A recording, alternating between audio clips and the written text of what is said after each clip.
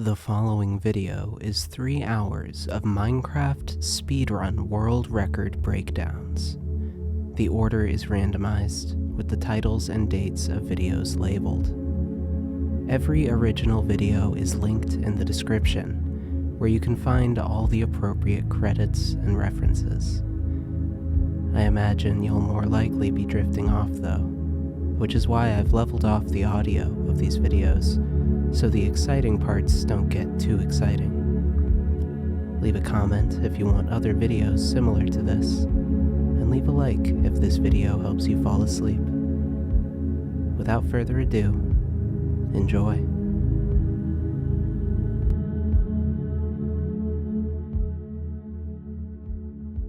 The biggest breakthrough we've ever seen in Minecraft set seed speedrunning just happened. Over the past 10 months, runners have been theorizing a new strategy that would allow players to kill the Ender Dragon in one shot with just one arrow. Incredibly precise and difficult to execute, it was originally thought to only be possible in a tool-assisted speedrun, but now, players can pull it off in real time. The strategy is called Oneshot, and thanks to a handful of community members spending countless hours studying the dragon and optimizing potential endfights, it allowed the set seed glitchless world record to be beaten by 38 seconds on August 5th. For reference, in the 2 years before this breakthrough, the world record had been improved by just 10 seconds total, and there's no sign of stopping. Since August 5th, 4 different runners have brought the SSG world record all the way from 147 to 104. In this video, I'm going to explain how Oneshot works, tell the fascinating story behind its discovery and the people who made it possible, and analyze the new world records themselves. This is the story of maybe the most insane strategy we've ever seen in a Minecraft world record, and of the fastest speedruns ever pulled off by a human in Minecraft. This is the story of Oneshot.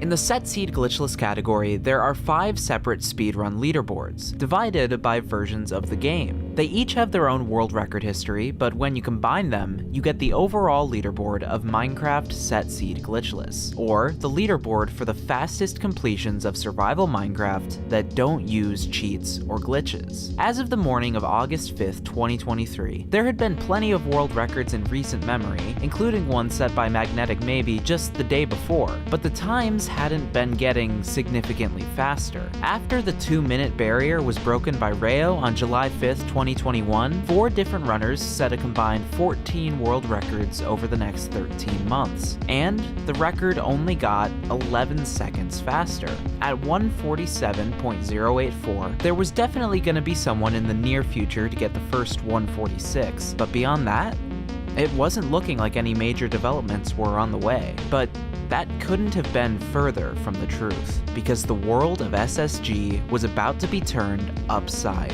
down. On August 5th, Hanabi beat the game in 1 minute and 9 seconds. The next day, NSLA got a 107. 5 days after that, Rox got a 106. And 2 days after that, Rattles got a 104. There have already been runs with a pace fast enough to break the 1 minute barrier. Instead of the 146 we were all expecting, the SSG world record was reaching levels we never thought it would.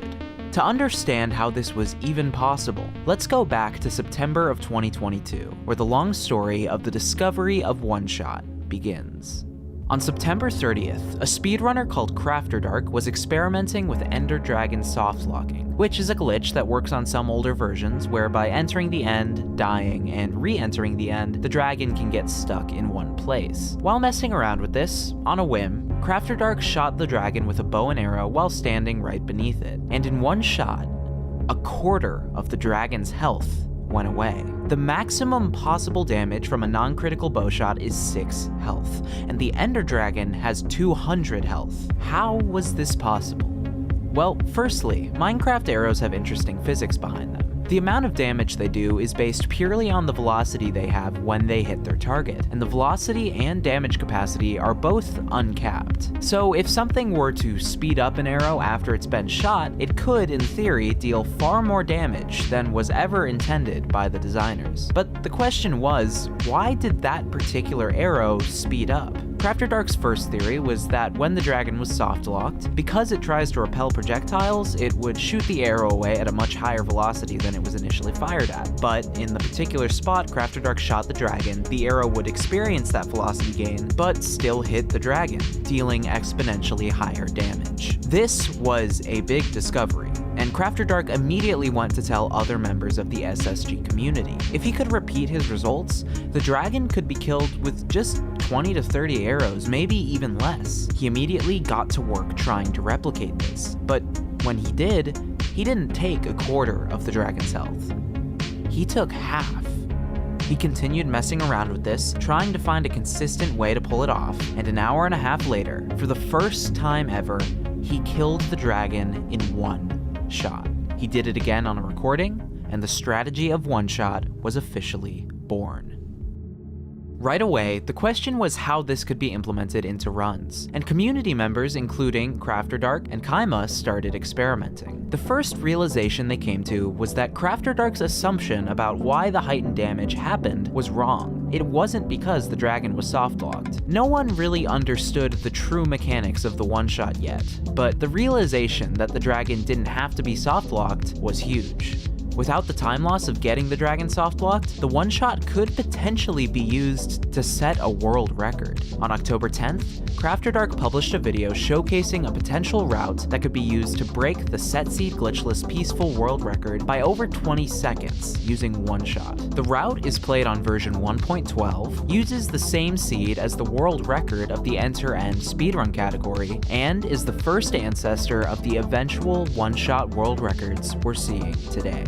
In the showcase, Crafter Dark spawns into a mountain biome and kills a nearby chicken to get a feather he can use for an arrow. He digs straight down, lands in the Stronghold library, then gathers some wood to make a crafting table. He grabs a sword from a chest to break cobwebs, which will give him string that he can use to craft a bow. Lastly, he'll grab a piece of gravel, which he can break until it turns into flint, and heads to the already full end portal. In the end, he turns his gravel into flint, then crafts his bow and arrow, as the dragon perches in the nearby fountain. It leaves the perch, immediately charges at Crafter Dark, and he one-shots it. Except the one-shot part is left up to your imagination. There was also a route using the same seed made for non-peaceful, or easy plus SSG, which is the more competitive category. But because the dragon gives the player knockback in easy plus, players couldn't get close enough to the dragon to one-shot it. Of course, they weren't having any luck on peaceful mode either, but that at least felt possible to complete. So regardless of the mode they tried, for the next 6 months, pretty much nothing happened to make any progress towards a one-shot breakthrough. Until April 4th, 2023. Kaima, who hasn't played any one-shot runs since October, decides to run some one-shot on peaceful mode. He knows pulling it off is possible, but no one's ever done it yet, and his expectations are reasonably low. But however low they might be, Kaima has no idea how truly improbable it is for him to hit the one-shot. I'm gonna break down the actual mechanics behind the one-shot here, but keep in mind, at the time, no one actually understood it. It would take months of work from one very dedicated Minecrafter to uncover the secrets behind one-shot, but we'll get to that later. When the Ender Dragon hits the player, they can often be shot incredibly far into the air at a very high velocity, because certain parts of the dragon's hitbox deal a ton of knockback. More specifically, there is a tiny spot on the dragon's hitbox which would later become known as the tickle spot, and as the player gets closer to it, they gain an exponential amount of server velocity. Server velocity gives the player a speed and a direction they are meant to move in, but the movement will only happen once the player takes damage from the dragon. And not every part of the dragon's hitbox deals damage. Okay, big deal, but here's the kicker. When a player fires an arrow, the server velocity for the player is applied to the arrow as well. Normally, the player can't move fast enough to really change the damage an arrow does. But in the in-between moment where the player has extreme server velocity but they haven't been hit yet, if they were to fire an arrow, the massive amounts of server velocity the player is storing would be transferred to the arrow. And remember, velocity equals damage. Thus, we have a super arrow. But actually landing that super arrow is a whole different story. The good news is that dragon movement is imprecise but predictable, whether it's charging straight at the player in older versions or swinging along invisible nodes in newer versions. The not so good news is that the tickle spot is small enough that in order to be close enough to it to kill the dragon in one shot as the dragon flies by, the player has a window of just one tick, or 1/20th of a second, to fire their arrow. Even worse, in order to gain enough velocity in that one tick of proximity, they have to be within 0.02 meters, or 1/50th of a single Minecraft block of the tickle spot. On top of that, the player can't aim the way they normally would. Whatever lateral velocity that arrow had based on the direction the player shot it in is completely nullified by the extreme knockback of the tickle spot, meaning the actual direction the arrow flies is based on the player's angle from the tickle spot, which again is practically microscopic. On top of all of that, the dragon has a ton of slightly different paths it can take to a given spot. So even if the player shoots it in the exact same spot every time, there's still a high chance that they wouldn't be able to one-shot it. So, to summarize, the player has to release an arrow with timing as precise as 1/20th of a second, less than a 50th of a block, from a tiny point that they can't see at an angle that will actually allow the arrow to kill the dragon, and even if they execute it perfectly, it still probably won't work. And on April 4th, no one even understood these intricacies yet. Kaima is only using the route he's using because he knows it'll align the dragon well to fly past him. All of that to say, if we look at the odds, Kaima should not be able to one-shot the dragon. It's not like he has a precise spot he's setting up in that he knows will put him in the right position. He's literally eyeballing this, which is why it's so shocking that after about 5 hours of attempts, this happens.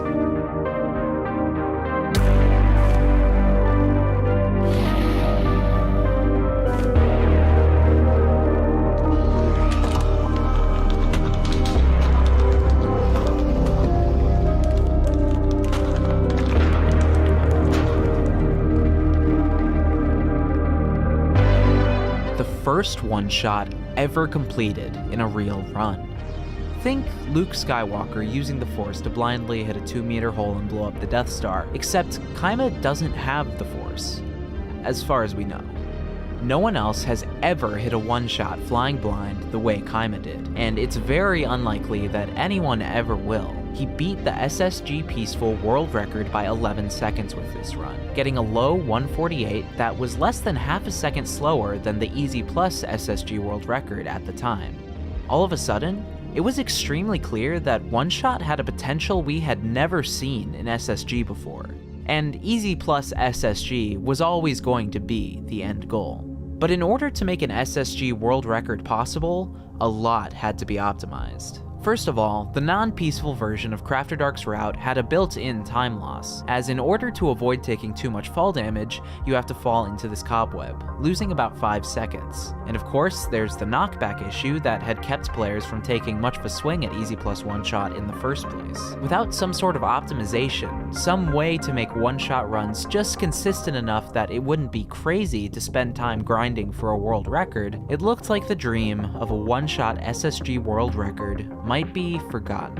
But luckily for us, there was one person who was up to the task. A Minecraft player named Circuit. Circuit is a YouTuber and member of the Minecraft speedrunning community who is mostly known for her TASes, or tool-assisted speedruns. Tool-assisted speedruns allow the player to manually determine every input on every frame of a speedrun, creating runs faster than any human has pulled off. Some TASes use tricks that are so precise or intensive that they're considered not humanly possible, while others just show what a theoretically perfect run played by a human could look like. On May 28th, Circuit uploaded a video called Dragon Insta-Kill Test. It was a tool-assisted end fight, where as the dragon flies overhead, she throws an ender pearl that hits the dragon, fires an arrow immediately, hitting the tickle spot and one-shotting it, then throws another pearl to not die from fall damage. This is really cool looking, but also quite unrealistic for a person to actually pull off. There's a lot of complicated math and physics involved, and I don't even 100% understand it, but basically, to even make the tool-assisted run possible, Circuit wrote a code that takes the dragon's starting position and partially solves and partially brute forces, which is math speak for guessing and checking a ton of possibilities, a series of angles that lets the player land an ender pearl in the right position. But because of the imprecise nature of ender pearls, there's less than a 2% chance that the pearl actually hits the right spot. So why do we care about any of this? Because as she runs to the fountain, Circuit's health isn't regenerating. She didn't do this on peaceful mode. So as far off as an actual human completion might seem, one-shot is officially possible on Easy Plus. And it didn't stop there. The next day, she made a follow-up video, using a different setup where she goes to the fountain after the dragon perches, sets up the shot while it's perching and it can't knock her away, then shoots it 30 seconds later. If you were wondering why players don't just one-shot the dragon while it's perched, since they wouldn't have to hit a moving target and could hit their spot much more often, it's because the dragon doesn't take arrow damage while it's perched, so waiting for it to leave the perch would negate the time gains of the one-shot. The next day, Circuit published another end fight task, this time one-shotting the dragon as she fell from above it. Another cool task that no human was ever going to pull off. But after this one, Circuit's focus shifted. World record-setting end fights and tool-assisted runs were one thing, but the real prize, the SSG world record, was still out of reach. So over the next 2 months, Circuit put her head down and got to work. Her first breakthrough came on June 5th. After graphing the tickle spots on a large amount of dragon paths, which, remember, are predictable but imprecise, Circuit had found points where the different paths converged. While these points were still inexact due to the slight variations in the dragon's path each time it flies past, it was close enough that Circuit decided to try to hit the one-shot in real time. She built herself a practice map, and after 6 hours of attempts, this happened.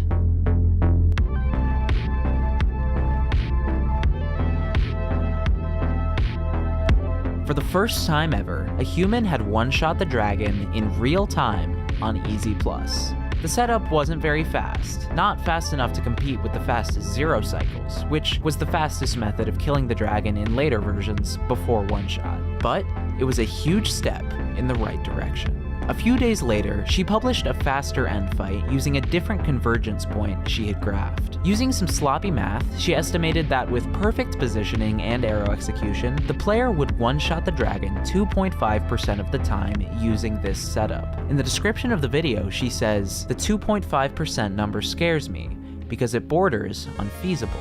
Slowly but surely, she was bringing one-shots in real runs closer to reality."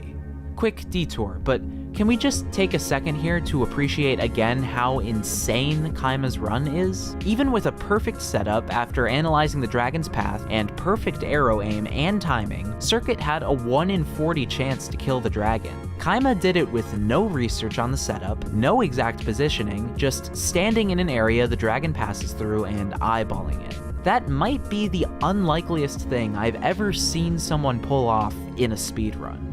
I just think that's pretty cool.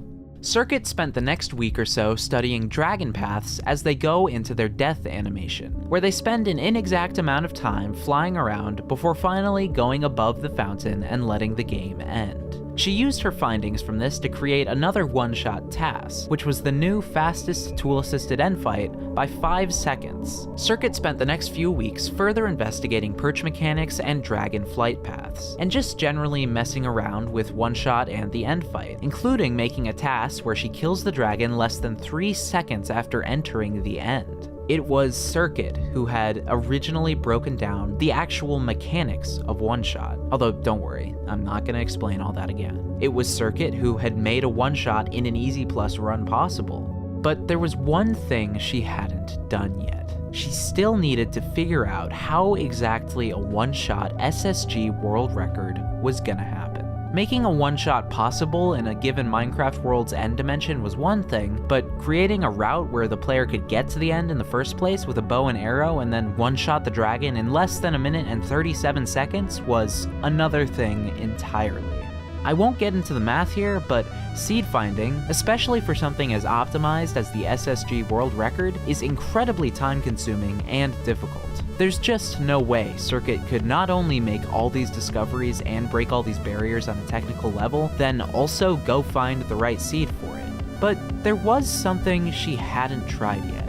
All of the research and experimenting Circuit had done so far was on version 1.16, which made sense because it was the version that the SSG world record was played on. But if a route was what was needed to finish the job, why not try the only route where a run with one shot had already been completed? It was time to return to 1.12. In late July, Circuit decided to look into the 1.12 end fight, recollecting and analyzing Dragonflight path data, and determining the viability of CrafterDark's old SSGP route. She was skeptical at first, but was quickly able to optimize positioning in the end to increase the odds of actually hitting the one-shot, and on July 31st, she finally completed a full run using one-shot as she beat Kaima's SSGP world record by 11 seconds, with a 1:37.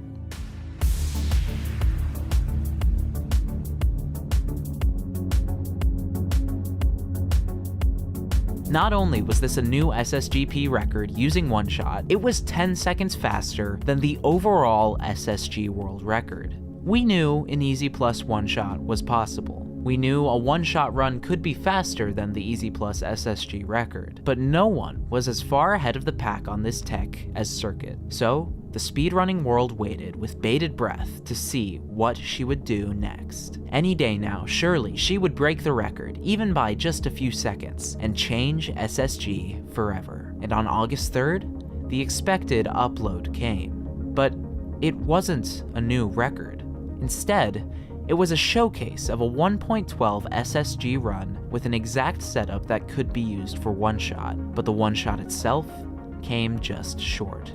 In the description, she explained that while she had hoped to be the one to set the world record, she wasn't going to be home for a while, so it would have to be someone else. So while it meant Circuit not getting all the recognition she deserved, it was time for someone else to step up. Immediately, SSG runners of several different versions got to work grinding Circuit's route. It was a matter of when, not if, the one-shot world record would come. And who better to pull it off than someone who had been following the progression of one-shot every step of the way. Someone who had made his own pass of a one-shot SSG run back in June, and someone who had held the overall SSG world record up until August 4th, when it was beaten by Magnetic Maybe. I'm talking, of course, about Hanabi. And on August 5th, this is what he did. He spawns in the familiar mountain biome and immediately digs down. Already, he's saving time by not killing a chicken, but how can he afford to skip that? Well, instead of spending time gathering wood, string, flint, and a feather, he's gonna go for the high roll of killing a skeleton and having it drop both an arrow and its bow, which have a 67% and an 8.5% chance of happening, respectively. It makes the run even rarer to complete, but as you're about to see, the time saved is not small. He drops into the Stronghold, catching a cobweb on the way down to stop his fall damage, then crosses the ravine to get the sword out of the chest. A conveniently located skeleton waits for him, and he gets the 5.7% chance of the same skeleton dropping both of the items he needs. He turns and jumps to the other side of the ravine, forcing his way through a crowd of monsters, dashes to the end portal room, and is into the end at just 23 seconds. That's 36 seconds faster than Magnetic Maybe's end enter in his SSG world record. It's also 34 seconds faster than in Circuit's route showcase, meaning the risky skeleton gambit has more than paid off. But of course, by far the unlikeliest task in the run is still ahead of Hanabi. I could go on here about just how low the odds are of what's about to happen, or how far the community has come to get to this point. But I think you understand all that by now.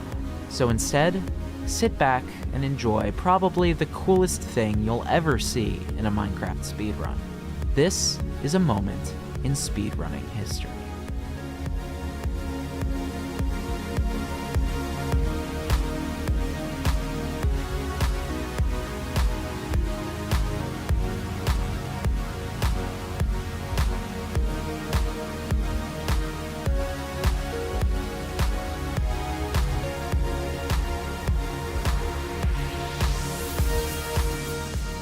1 minute, 9 seconds. A new SSG world record by an unbelievable 38-second margin. The last 38 seconds to be cut off of this world record took 2.5 years. This is the last time we'll ever see something quite like this in Minecraft speedrunning. And as it turned out, the world records were just getting started. The next day, on August 6th, NSLA was in her 13th hour straight of grinding the seed when she pulled off this run, where she enters the end at 21.155 seconds compared to Hanabi's 23.2, thanks to having to push through less mobs. She then clutches up the one-shot to earn a 107. 5 days later, on August 11th, Rox was playing a slightly different route where he takes an iron pickaxe from a closer chest and fights the skeleton with that, trading the slower skeleton kill for the faster tool grab. It pays off as he enters the end at 20.303, hits the one-shot, and completes a 106. That same day though, Circuit returned to shake things up, uploading a video showcasing a different end setup on the same seed that, if executed perfectly, had about a 5% chance of a successful one-shot, instead of the 3% chance that the original setup was estimated to yield. 2 days later, on August 13th, Rattles, who had grinded this seed for about 40 hours during this time span, was using that new route. She gets stuck in an extra cobweb in the overworld, losing a little bit of time, but thanks to the pickaxe route and a faster skeleton kill than Rox had, she enters the end at 19.45. On top of being a little more consistent, Circuit's new setup is also a little faster, and Rattles hits the one-shot, finishing the current world record with a time of 104.548.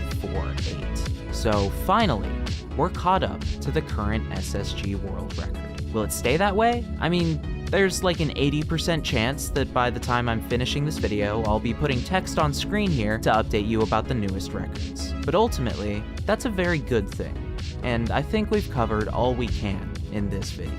Before you go, I want to give a huge shout out to Hanabi, Kaima, and especially Crafter Dark for helping a ton with the creation of this video.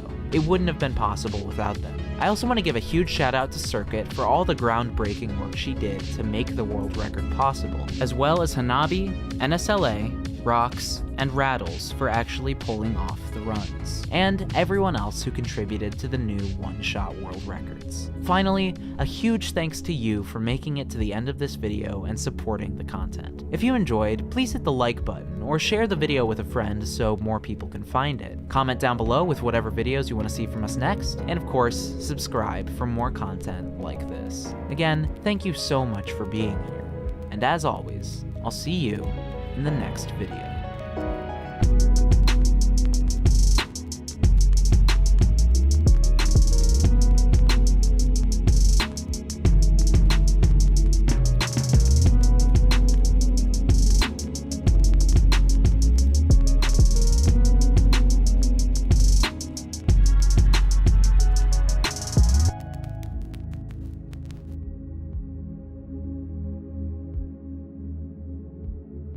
Minecraft was just beaten in 7 minutes and 1 second by Drip120, beating No Fear's 7-minute, 24-second world record that was set less than a month ago. We haven't seen world records set this close to each other in almost 3 years. And for one of the most popular categories in any game in speedrunning history, the sudden explosion of runs threatening and even beating the world record is a huge development. This run is very well played, incredibly lucky, and uses an illegal mod? Rejected from the official leaderboard? Well, we'll get into the controversies surrounding the run later in the video. The most important thing is that this run is freakishly fast, almost breaking the 7-minute barrier, something we used to not be sure was going to ever happen. So prepare yourself to witness one of the most shocking and incredible runs in speedrunning history, as we get into the story of Drip120's 701. The man behind the run, Drip120, doesn't look like your average Minecraft world record holder. Don't get me wrong, he's an extremely skilled and accomplished runner. He's the former Duo's world record holder for Random Seed Glitchless, a former top 25 player in Minecraft speedrunning ranked, and he's got multiple sub 7-minute end enters. But his personal best before the world record was 9 minutes and 55 seconds, a far cry from the world record he beat. And more importantly, he wasn't really going for the record when he pulled this run off. When Minecraft speedrunners play random seeds, they can be more or less exclusive and reset their runs with higher or lower standards based on how good of a time they want to get. If they only want to get a sub 15, resetting for a decent seed will save countless hours over resetting for an amazing seed, while a runner who's going for the world record can save a lot of time by not playing those decent seeds. According to Drip120, not only was he not resetting for the world record, he didn't even think he really had a chance to get it. For comparison, the average Minecraft world record contender in 2024 has an 802 personal best, 17 different sub 10s, 5 sub 7 end entries, and gets through more vape pods in a day than Nether exits. Relatively speaking, Drip120 is an underdog, but the beauty of Minecraft random seed speedrunning that really doesn't exist in any speed game that's nearly as optimized as Minecraft is that it's chaotic, random, and anyone who puts in the time and resources can have a shot at greatness. And on January 3rd, 2024, Drip got his. Now, before we get into the run, I would normally explain here what the current meta of top-level runs looks like for anyone who's unfamiliar or hasn't watched Minecraft speedrunning in a while. But the meta literally has not changed at all since the last world record 3 weeks ago, so I'm gonna insert the segment from that video here. If you're already caught up on the overall look of the runs, you can skip to this time. The basic meta of a modern 1.16 run looks like this. The runner spawns in, acquires wood, tools, and preferably food, and finds a nether entry via an underwater magma ravine, a lava pool, or a ruined portal. In the nether, they'll need a bastion, where they can collect copious amounts of gold and trade it with copious amounts of pigmen to acquire copious amounts of ender pearls, obsidian, and materials to make explosives. Then, they'll need a nether fortress, where they'll kill blazes to acquire blaze rods and craft their ender pearls and blaze rods into Eyes of Ender. They re-enter the overworld and throw an Eye of Ender, which will indicate the location of the Stronghold. They then travel back through the Nether, where 1 block is equivalent to 8 in the overworld, build a new Nether portal, and travel back to the overworld, where if everything goes right, they'll be right inside the Stronghold. They find the end portal room, fill the end portal with their Eyes of Ender, then go to the end and use their explosives to kill the dragon, using either a setup called the 1 cycle or another called the 0 cycle. We'll get into those later. Drip spawns next to a beach biome, which is how most playable world record seeds start nowadays. The previous world record by No Fear also started on a beach next to a forest, and before that, Xylonox's world record began with a similar spawn. The reason for this is simple: buried treasure. Like most other aspects of Minecraft, speedrunners have finding buried treasure down to a science. First, they load seeds in several instances of Minecraft using the wall, and are able to see the worlds generate as they load thanks to a legal mod called World Preview. Once they see a seed they like, a beach biome, they can select it and use the F3 screen to determine if there's any buried treasure nearby before they even dig a single block of sand. Since a chest is a block entity, it will show up on the F3 screen pie chart if it's within the player's field of view, and by narrowing the game window and reducing their render distance, they can determine the exact 16 by 16 block area or chunk the chest is in. Though there's only roughly a 1 in 100 chance for a buried treasure to generate in a given beach biome, with world record times closing in on 7 minutes, it's worth the high number of resets because top-level runners simply don't have time to waste in the overworld. Drip's pie chart indicates that there's a chest here, and since buried treasure always generates in the 4 coordinates of the chunk it's in, Drip knows exactly where to dig. The treasure generating underwater means that it takes him 5 times as long to mine the blocks around it as it would on land, which is a small time loss. But since the gravel block drops flint, which has just a 10% chance of happening, and is needed to light the nether portal, this run remains on great pace so far.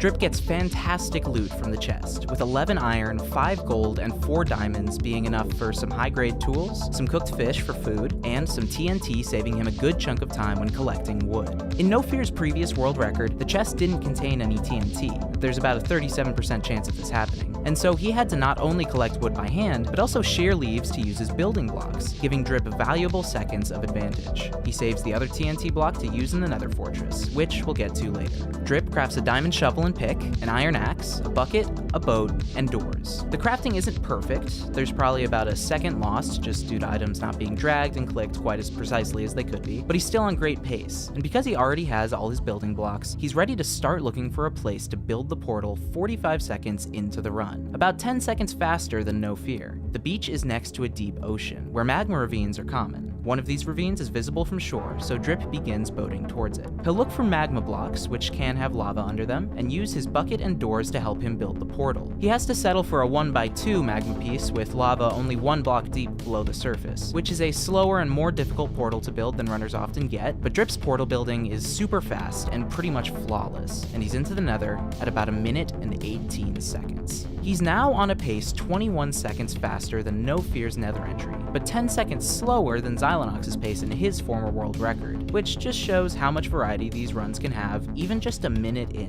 Of course, there's a lot of steps between here and killing the dragon, and a lot that can go right or wrong. It'll all come down to what the game gives Drip and what he's able to do with it.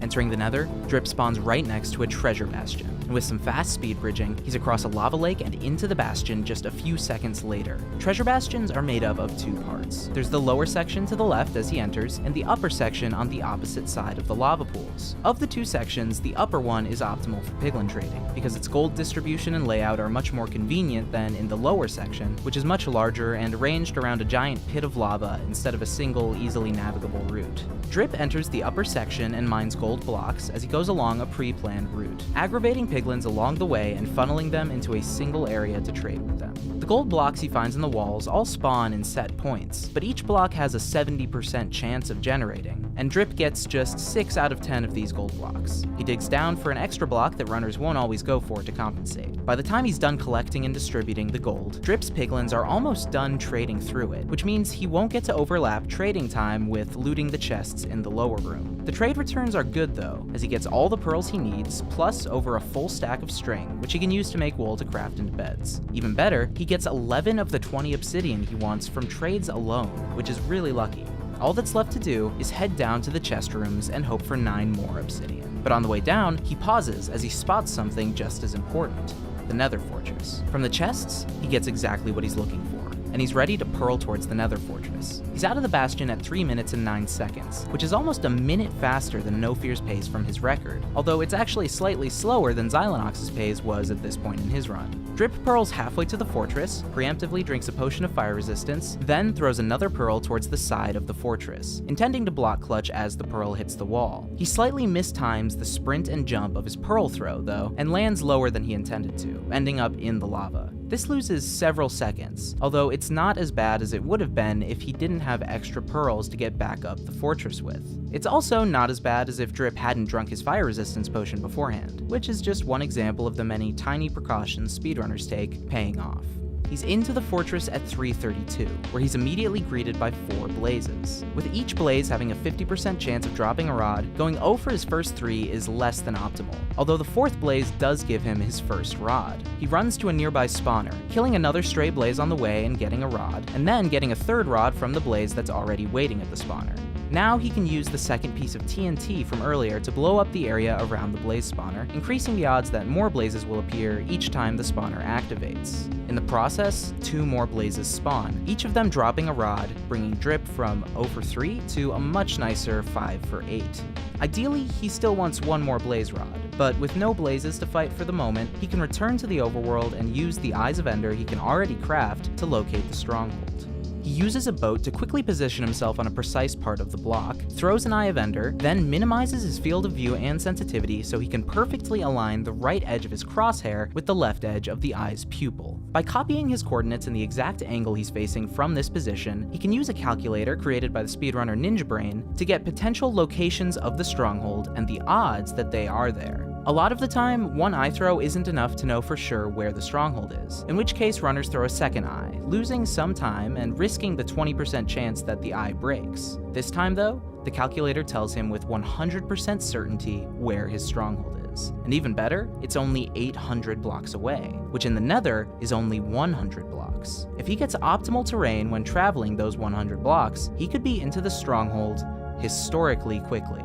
Without missing a beat, Drip stays locked in and gets back into the Nether at 4:53. He quickly kills the 1 blaze waiting for him, which drops a 6th consecutive rod, then immediately pearls in the direction he needs to travel. He lands on a nice flat landmass and needs just a little bit of speed bridging to get to the precise coordinates where he builds his final portal. He lights it, and all of a sudden, he's into the Stronghold at 5 minutes and 22 seconds. Not only has he pulled about 20 seconds ahead of Xylonox's pace, not only is he now 50 seconds ahead of No Fear's world record, but Drip is now in the Stronghold faster than anyone has ever been. The chat that was practically empty at the beginning of the run is now bursting with anxious viewers who are well aware that they're watching the fastest pace in Minecraft speedrunning history. That's a lot of pressure, but there's no time for Drip to process any of that. This may be the fastest pace ever, but he's still got just 2 minutes left to find the end portal, enter the end, kill the dragon, and get into the exit portal to beat the game. For Drip 120, it's now or never. Into the Stronghold, he first pulls up the pie chart and looks for the portal room the same way he found the buried treasure earlier, since the silverfish spawner in the portal room is also a block entity. He sees that it's in this general direction, and despite some scuffed generation, he finds the portal room pretty much immediately. Now he just has to fill the end portal, but he makes a deceptively important omission here as well. Some runners would stop here to craft their explosives and set up their hotbar before entering the end in order to prepare for the zero cycle, one of 2 ways speedrunners can kill the dragon nowadays. The zero cycle involves immediately pearling onto the obsidian tower that the dragon is circling right when the runner enters the end, building up off of the tower to a predetermined spot, then blowing up explosives to kill the dragon as it repeatedly flies by that spot. Depending on end generation and dragon positioning, the zero cycle can have varying levels of difficulty or just not be possible at all. But if it is, runners jump at the chance, since it's both faster than a 1 cycle at its fastest, and much more consistently fast than a 1 cycle. But you can only do a 0 cycle if you're fully prepared before you enter the end. Drip, in the heat of the moment and trying not to break his focus, heads straight into the end portal and fills it up. The downside? He'll have to rely on the 1 cycle to kill the dragon. The upside?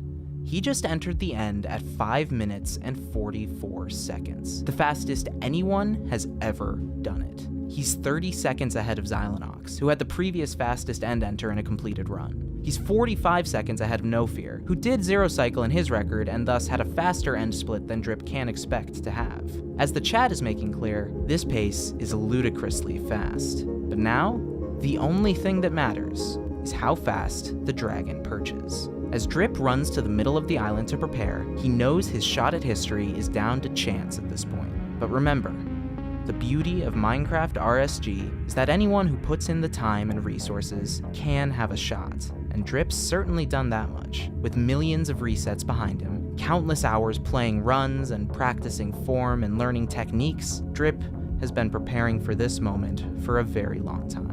And when, after 20 tense seconds of waiting, the dragon blesses Drip with a very fast perch, he and everyone watching know that all that time, all that effort, and all the great runs in Minecraft history that came before this one, they've all come down to this.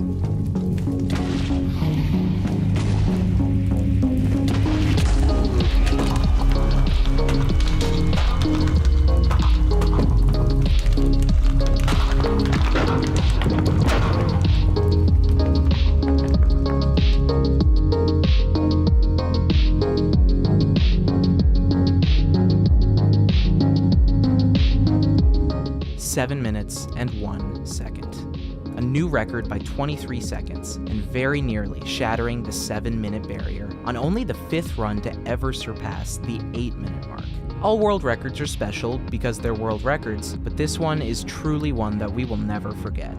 And if not because of the run itself, there's also plenty of controversy surrounding the circumstances of the run, and particularly the fact that the speedrun.com team rejected it from the official leaderboard. You see, in Minecraft speedrunning, mods are obviously not allowed in official runs, unless the speedrun.com moderating team makes an explicit exception. There are plenty of these exceptions, most of which are mods that simply improve the performance of the game, making speedrunning more accessible to those with less powerful computers. Another exception is World Preview, which we saw Drip using at the beginning of the run. The problem with Drip's run, however, is that he was also using a mod that hadn't been explicitly allowed by the team.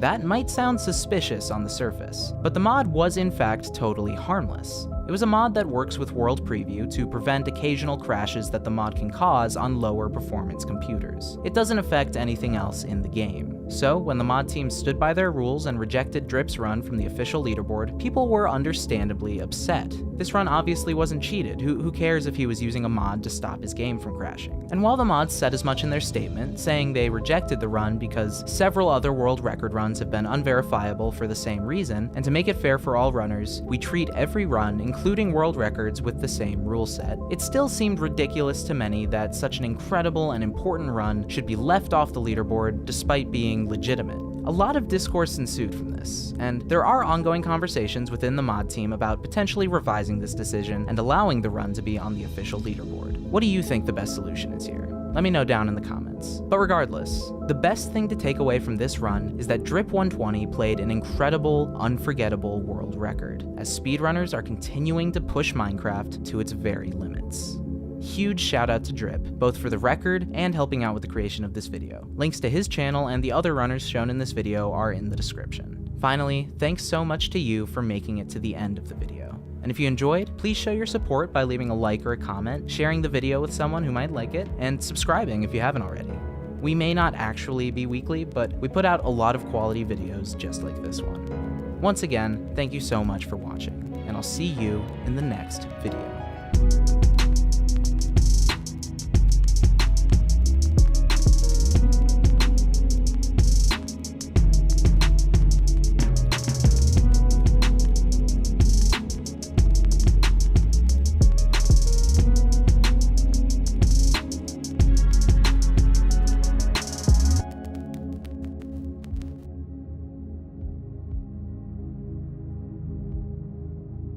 Throughout the history of Minecraft speedrunning, one goal has emerged as the most sought-after, competitive, maddeningly elusive achievement possible: getting the world record in random seed glitchless. It's a universally understandable concept, beating a Minecraft world you've just loaded into for the first time without using glitches. So when speedrunners started doing it in under 20 minutes, then 15, then 10 with regularity, it's no wonder the masses of current and former Minecraft players marveled at it, then flocked to join them. The overall RSG record is one of the ultimate benchmarks of the speedrunning community's progress in the game, and about a month ago, it was improved for the first time in over 2 years. Now, when I say the overall RSG record, I mean every different any % RSG category that's played across the different Minecraft versions: Java and Bedrock, PC and console, as well as the different updates in the game's history. The fastest run out of all of those is the overall RSG record. And while Java has gained a lot more speedrunning popularity than Bedrock over the years, a competitive back and forth has played out in terms of the owner of the overall RSG record. And the best part is, it's never been closer than it is right now. Well, except for a month ago, when it was slightly closer. But I'm getting ahead of myself. Since I'm doing that, remember to leave a like and a comment if you end up enjoying this video so more people can find it.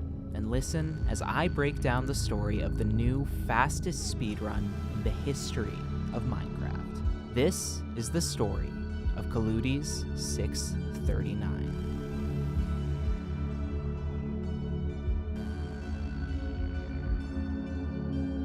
Before we get into the story of this world record, it'll help to be familiar with the general shape of a Minecraft Bedrock RSG speedrun, and how it's fundamentally different from Java speedruns.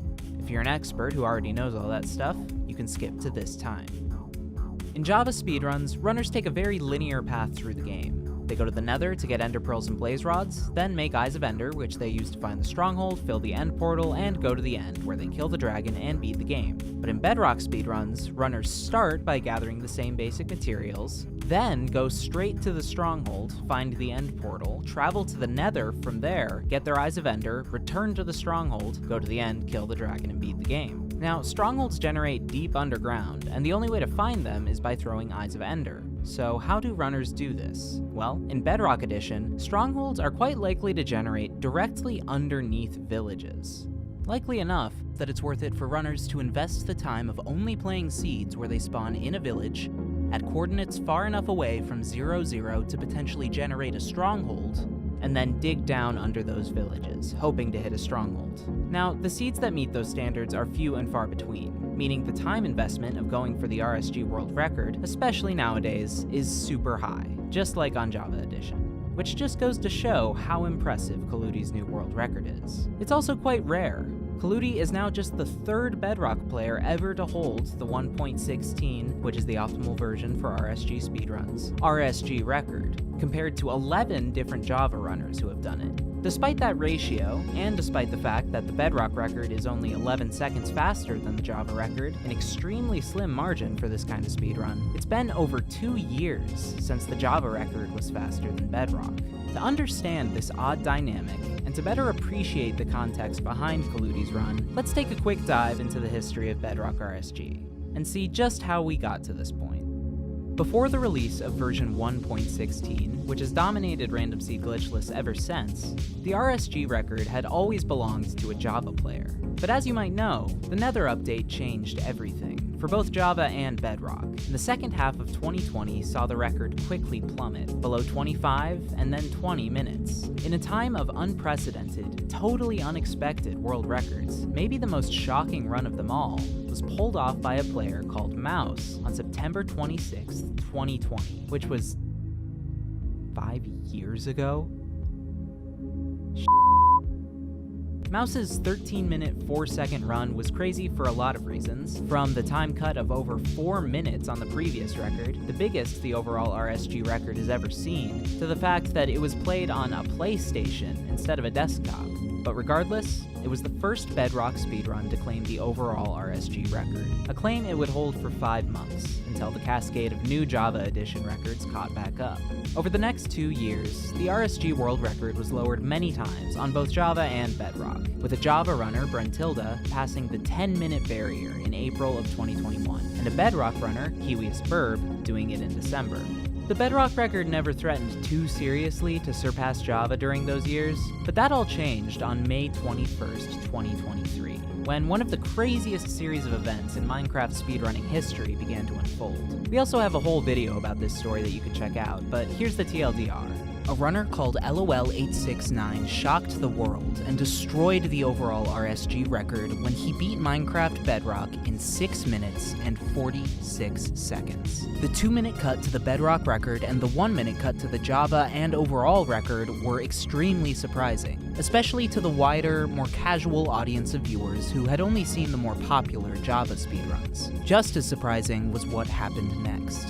The run was rejected from the leaderboard. Skipping the details, LOL used an illegal mod pack and macro that didn't really suggest that he cheated, but left the moderators unable to verify the run. But a couple years down the line, the legitimacy of that run has been firmly established, and it was retroactively verified on the leaderboard. And with such a massive cut to the overall RSG record, it should be no surprise that we're fast-forwarding another 2 years, all the way to the present, for our next progression. Over those 2 years, the Java RSG record had caught almost all the way up to Bedrock, with Loki's 650 now trailing LOL869's run by just 4 seconds. But it was the Bedrock community that would strike the next blow, in the form of a runner called Kudi, who on September 21st, 2025, was casually playing some Bedrock RSG.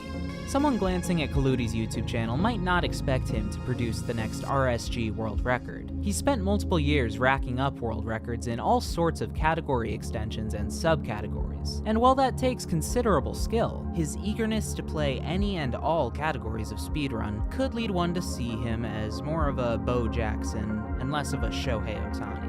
But true Kudi heads will know that he's as committed to the RSG grind as any Bedrock runner, running the category off and on ever since he started speedrunning Minecraft in 2020, but particularly shifting his focus to it in mid-2024. By September of 2025, he had racked up roughly 800,000 resets and a 753 personal best, which placed second on the Bedrock leaderboard when he set it. You know, now that we look at it, Kudi might have been the best candidate out there to pass LOL869. But as with any world record this momentous, I would be lying if I told you that anybody expected what you're about to see. Let's get into the run. Kudis loads into a taiga seed and instantly spots a village, although the 14 seconds it takes him to run to it mean he's already 14 seconds behind LOL869. He gets to work looting the houses of the village, targeting the tall generic ones, where he'll loot a bed and a chest with potential wood and food, and keeping an eye out for weaponsmiths, which contain the juicier loot like iron, gold, and obsidian. After looting 3 of the former, Kudis ends up at one of the latter, which crucially contains an iron pickaxe, not to mention a pantsless set of iron armor. After a pit stop to make some stone tools, he needs to hunt the iron golem for iron to make a bucket. The iron golem does its part to make things difficult, as Kudis has to climb to the highest house in the village to reach it, and with LOL869's practically perfect spawn, Kudis is already 55 seconds behind by the time he kills the golem. But that comparison is deceptive, because this is still a great pace, and Kudis knows there's time to be made up later in the run, particularly in the Nether. With the golem vanquished, he crafts his bucket, then heads to the dig down spot, which he can find because it's in the same place relative to the origin of every village. He digs down, hoping for the roughly 15% chance of a stronghold to be there, and soon enough, he sees what he's looking for: the stone bricks of the stronghold. Into the stronghold at 1 minute and 51 seconds now comes one of the most luck-based parts of the run: stronghold navigation. On Java Edition, runners can pretty reliably find the end portal room by using the F3 screen's pie chart to find nearby mob spawners, but Bedrock players have no F3 screen, meaning all they can do is roam the hallways and hope to find it. Of course, there's still skill involved. Kudis knows right away to check if there's a hidden hallway behind this wall, and sure enough, there is. The first 2 paths he checks lead to libraries, aka dead ends, but he does snag one of the ender pearls he needs from a chest on the way. At the next intersecting room he reaches, he takes the first path straight into the portal room. Everything has gone the way Kudis needs it to so far, but while his pace has potential, he's still over 50 seconds behind LOL869, and even 5 seconds behind his own personal best. With no time to waste, he starts feverishly scooping lava and dumping it against the wall to form the obsidian of his nether portal. He makes up a chunk of time with his quick portal, uses wood to get it to light, then glances at the end portal to check if there are any eyes already in it. There's a 34% chance of at least 2 eyes generating in the portal, which would have allowed Kudis to get 5 blaze rods in the nether instead of 6. But alas, this portal has but 1. No matter. Kudis makes his way to the Bastion, bouncing off some angry hoglins, then heads to the Chalice where bridge bastions store their bounty of gold. He checks to make sure that piglins will have an easy path to reach him once he raises their ire, then starts mining out the gold, tossing some to the piglins that are showing up to keep the fiends at bay. This is going swimmingly, until an assassination attempt from above. Because of the way this bastion generated through the terrain of a crimson forest, where stray piglins like to hang out, some nearby onlookers got the jump on him. And for a second, this whole thing seems to be in jeopardy. But thanks to some quick maneuvers and all that iron armor he got earlier, he's able to redirect the piglins and get them to join the bartering party. Tragically, there was one casualty. It was self-defense. At least, that's what they told us. Kudis trades the rest of the gold, and the piglins are just as cooperative as he needs them to be, giving him all the pearls he needs with gold to spare. And just like that, he can ender pearl across the lava lake and go back to the fortress. While it might not be apparent, this is the biggest part of the run where Kudis is able to gain time on LOL869, who actually had a better nether than Kudis in terms of his proximity to the Bastion, but who also had to spend a lot more time traveling to and from the nether fortress. After entering the Bastion a full minute behind, Kudis is still trailing LOL by 35 seconds entering the fortress, so he needs blaze rods, and he needs them fast. While Java runners are able to increase the density of blazes spawning in the fortress by reducing their render distance, Bedrock runners are left at the mercy of their luck in finding blaze spawners and stray blazes. Kudis arrives at the fortress with 0 blazes anywhere to be found, but he recognizes the shape of a blaze spawner room from underneath and builds over to it. He finds 2 blazes waiting for him, and gets a blaze rod from each of them. Then heads to a stray blaze waiting further down the bridge, and gets a 3rd rod. He looks around and sees more good news. The other blaze spawner in the fortress is right next to the one he just came from. He heads over to it and blocks it off from other mobs. But as he approaches, only 1 out of the potential 4 blazes in a cycle is generated by the spawner. And it doesn't drop a rod. Most of the time, after killing the first spawn cycle of blazes at a spawner, without many stray blazes around, the runner would spend the time before the next spawn, anywhere from 10 to 40 seconds, clearing out the blocks surrounding the spawner, increasing the odds that more blazes will spawn. But with 3 rods already bagged, and the 2 spawners in such close proximity, Kudis is gonna go on a killing spree, not relenting until he's got all 6. The next blaze he kills is a dud, but then he gets a drop, and then another. But he's out of blazes, and he has to venture back into the fortress for his last rod. 5 for 7 is quite lucky, but it's hard not to imagine if he had gotten a little bit luckier. Because with 6 rods here, Kudis would be ready to pearl back to his portal and leave the Nether. Instead, he spends the next 20 seconds getting his last rod in a death-defying play that I'll let speak for itself.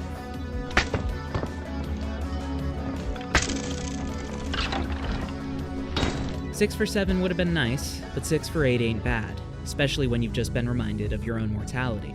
Kudis runs back through the tunnel and pearls to his portal, overshooting a little, and despite the scuffed appearance of Kudis' fortress looting, he still did enough to catch up to LOL 869. In fact, as he travels back to the overworld at 5 minutes and 47 seconds, he's now taken a 2-second lead. The only thing left in his way is the dragon. This record, the biggest in all of Minecraft speedrunning, is Kudis to lose. He jumps into the end portal and completes it, then immediately throws an ender pearl towards the middle of the island, where he'll meet the dragon at the fountain. He prepares his hotbar for the 1 cycle as it flies, then fast crafts a bow and positions himself. Now all that's left to do is wait for the dragon to perch, something that tends to happen quickly on Bedrock Edition, but is still completely up to luck. Kudis places blocks to stand in front of so he can use third person to freely look around without risking the ire of an enderman, something that nobody needs to be reminded of the dangers of. And while he entered the end with the narrowest of leads, this dragon is willing to cooperate. And as it enters its perch pattern, it all comes down to Kudis' ability to execute. Welcome to the fastest glitchless completion of a random Minecraft scene in history.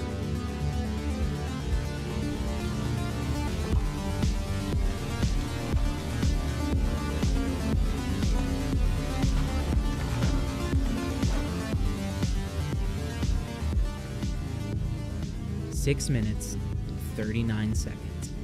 While a 7-second cut to the previous record might be small in the context of Minecraft RSG, especially after a whopping 28-month wait in between records, that only goes to show how difficult of a run it was to surpass. And now, its successor, and the runner behind it, stand alone in Minecraft history. Now, you'd probably expect that it would take less than 28 months for another person to enter LOL 869 territory, as hard as that is. Speedrunners only ever gain more tools and techniques over time. But would you have guessed that the amount of time it took for it to happen once was 282 times as long as the amount of time it took for it to happen again? If you're a longtime viewer of this channel, the answer should be yes. 3 days later, on September 24th, another Bedrock speedrunner called Verdant was playing RSG when she got an excellent pace going, making it to the Bastion ahead of Kudis' pace, and making it into the end at 5:57. This is 6 seconds behind Kudis' pace and 1 second behind LOL 869's, but it still has plenty of world record potential. Kudis' end split was 48 seconds, while the fastest known split is 31 seconds. But tragically, Verdant made a crucial mistake on her way out of the Nether, crafting all of her ender pearls into Eyes of Ender when she had 1 to spare. She enters the end, dead set on claiming the world record, only to realize... No. No, no, no, no, no, no. No. No. It's an unfortunate ending, but at least it benefits Kudis. Can you imagine if you beat a 2.5-year-old world record and 3 days later someone else beat your record? I would freak out. I would freak out if that happened to me. Anyway, that's gonna be all for this video. Shout out to Kudis for the incredible record. Be sure to show some love on his channel, which is linked in the description. And shout out to you for making it to the end of the video. Let me know down in the comments what you thought about this one, and how long you think this record is gonna last. If you enjoyed this video and want to support the channel, please leave a like, and check that you're subscribed and have that notification bell on so you don't miss any of our uploads. Also let me know down in the comments what you want to see a video about next, and your wish might just come true. Again, thank you so much for the support, and I will see you in the next one.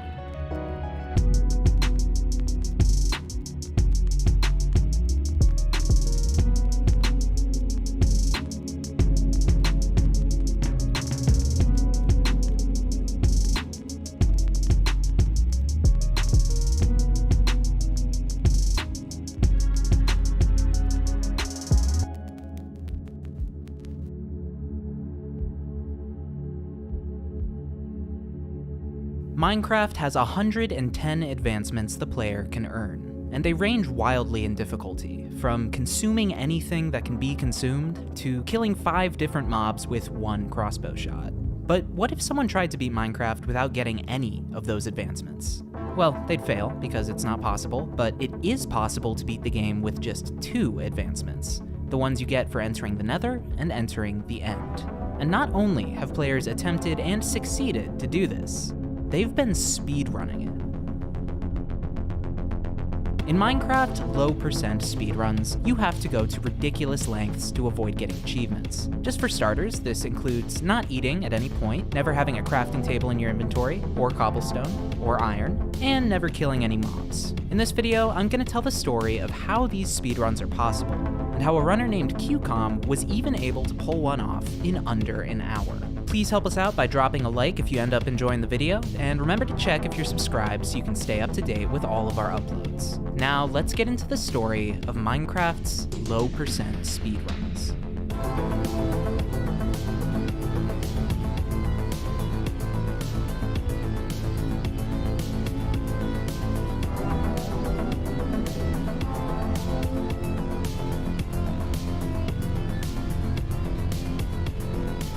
In every single-player Minecraft world, the player has a set of advancements they can achieve, 110 of them as of version 1.21. The advancements are ordered in a chronological path through the game, but they can be accomplished in any order at any time. Also, the advancements are organized under 5 different tabs, which are also the root advancements of the game: Minecraft, Nether, the End, Adventure, and Husbandry. While they categorize the rest of the game's advancements, they still have their own particular requirements, and as you can imagine, they're some of the most basic and difficult to avoid.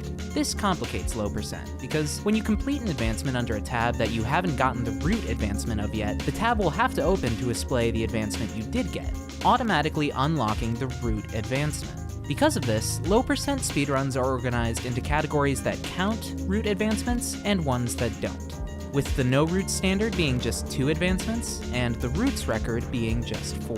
While the no roots record is faster than the roots record, if you count roots as advancements, which they technically are, the no roots record gets several more advancements than the roots record. So the category we're interested in that actually involves the least possible advancements is 4 advancements, including roots. There are also set seed records that beat the game in 2 advancements with roots and 1 advancement without. If you like this video and want me to make a sequel about those SSG runs, let me know down in the comments. Now that we have our parameters established, let's dive into how speedrunners are able to beat the game while getting just 2 advancements.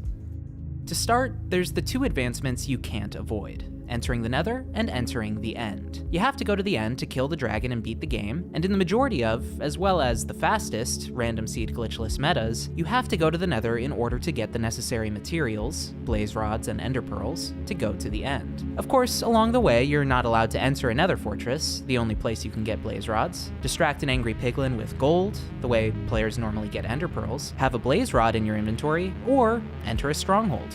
You know, the place that has the End portal in it. Do you see the problems? Well, apparently speedrunners don't. The first low percent 4 advancements with roots world record was completed on May 16th, 2022. A 3.5 hour behemoth by Endguiop? I'm not going to focus much on the earlier runs in this category, since they have such a long way to come to reach the current record. But despite the run being almost 4 hours long, it remained on top for a year.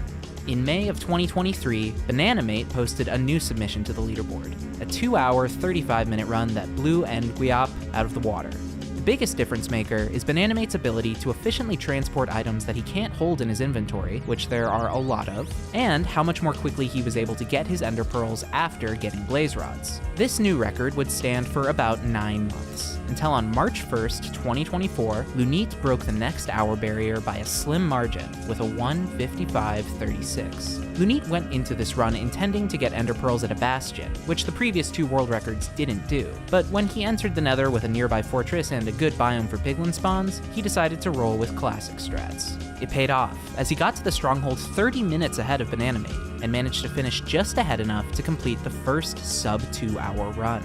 Another big milestone for the category. But while all these barriers were being broken, there was another player grinding low percent runs with an entirely separate goal in mind: He wanted to place well on the leaderboard, sure, but he already knew he was capable of that. He was more interested in pushing low percent past the biggest barrier that hadn't been broken, the 1 hour mark. With strategies he had developed both on his own and in collaboration with a player called Fred the Nerd, QCOM knew that a sub-hour run was possible. It was just about finding the right seed and executing the intricate strategies required to avoid all the advancements. This is why I breezed past the former records. While they're interesting in their own right, they aren't very comparable to QCOM's current record. He was kind of operating on his own level. After intermittently grinding low percent runs over the span of a couple of years, he started grinding it more frequently in March of 2024. It didn't take long for his efforts to pay off. Just a month later, he pulled off one of the most impressive Minecraft speedruns you'll ever see. This is QCOM's 5928. The first key to any low percent run is finding a naturally generated crafting table, since crafting one and holding it in your inventory gives you the Minecraft root advancement. QCOM is resetting to find a village, the easiest place to find a crafting table, but he's also looking for a desert temple. The reason for this is less straightforward, but in low percent, if you want a shot at a good time, you have to think ahead. Let's talk about the overall shape of the run. The steps to beating Minecraft are pretty straightforward. Go to the Nether, acquire ender pearls and blaze rods, make eyes of ender, use those to find the stronghold and go to the end, then kill the dragon. When you can't get any advancements though, this to-do list creates a lot of problems. In the Desert Temple, QCOM will get TNT, which he'll need in order to collect blaze rods without killing blazes, and string, which he'll need for a fishing rod, which is essential for moving items that he can't hold in his inventory. Because these two structures, a village and a desert temple, are relatively rare to find at the same time, QCOM is resetting simultaneously between 6 instances of the game, when he checks out this world and quickly spots a village and a temple right next to each other. He breaks into the temple first, where instead of detonating the TNT under the floor, he preserves it and loots each chest by hand. He takes all the valuable loot, like sand, string, and gunpowder, and leaves the junk, like the food and the iron. With his temple loot secured, QCOM climbs back out of the temple and passes through the village to the nearby savannah, where he'll quickly gather wood and blocks using his TNT. Of course, he won't be using the wood to make a crafting table. That would be pure lunacy. Instead, he's going to get iron by killing the iron golem in the village, in order to make a bucket and a flint and steel to go to the Nether later. Given that QCOM is unable to kill the iron golem and hold iron ingots in his inventory, that's going to be a little harder than in the typical Minecraft speedrun. But after spending a lot of time trying to develop a consistent, fast method, QCOM was able to find a way. By building this structure starting from the southeast corner of a house, QCOM angers the golem, then is able to trap it and leave it to suffocate. This would be borderline impossible to do without a plan, but QCOM makes it look relatively easy. There's still the issue of collecting the iron though, and this is where the most important strategy of the speedrun comes into play. See, most of the time, Minecraft is constantly checking and updating what you have in your inventory, so the moment you pick up an item that would give you an advancement, that advancement immediately registers. However, one of the exceptions to this is when you're in the interface of a crafting table. So, if you were to pick up, say, an iron ingot while you were already using a crafting table, and you removed it from your inventory before you exited the crafting table, the game wouldn't know it had ever been there in the first place. You probably see where this is going. After spreading dirt across his inventory so he doesn't accidentally pick up unwanted items, QCOM carefully stands on top of the iron and crafts his bucket and flint and steel. No acquire hardware advancement involved. Now, it's time for QCOM to move on to the next step of the run.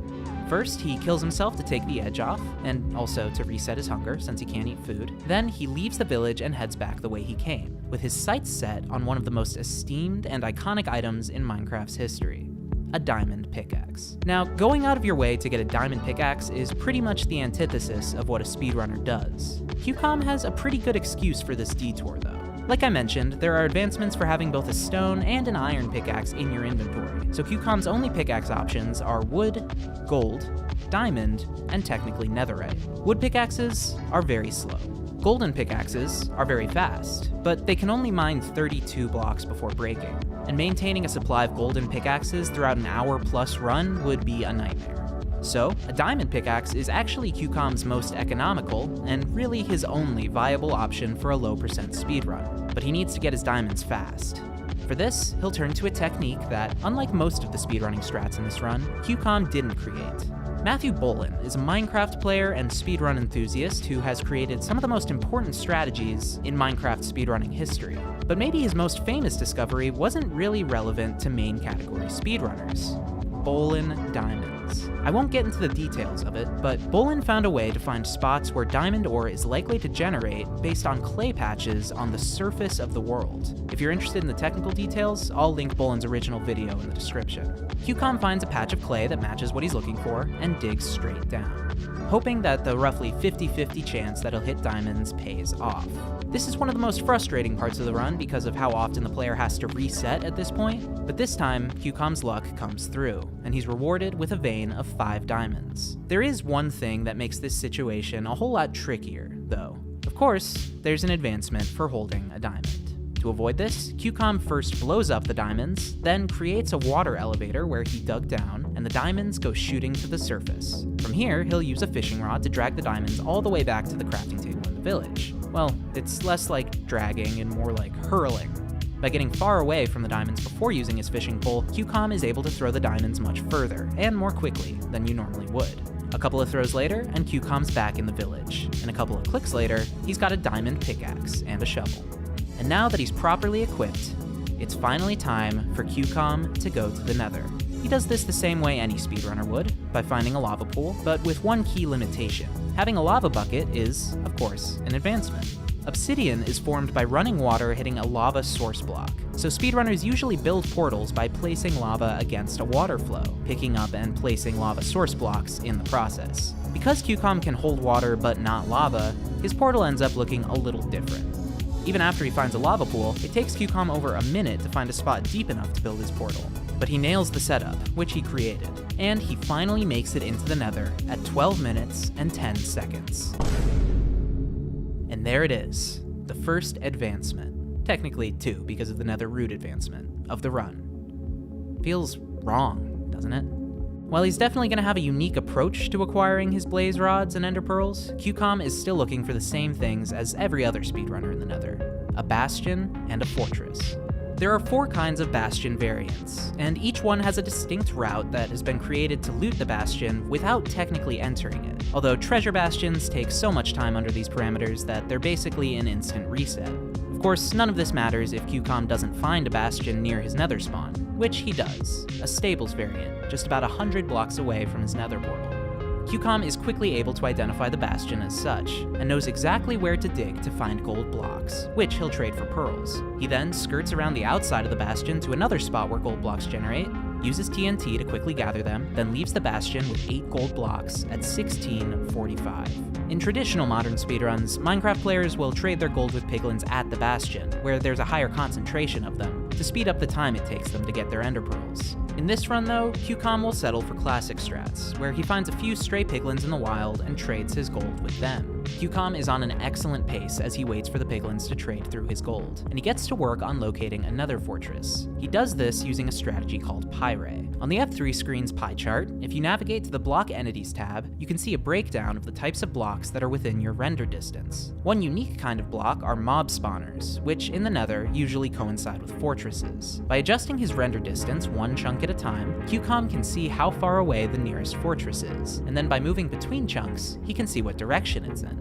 Having done this, he goes back to check on his trades, where he's gotten 9 ender pearls so far. He wants 12 ideally, although more pearls always help save some time on getting around. Thankfully though, he soon gets more than enough, and has all his pearls secured just a little over 20 minutes into the run.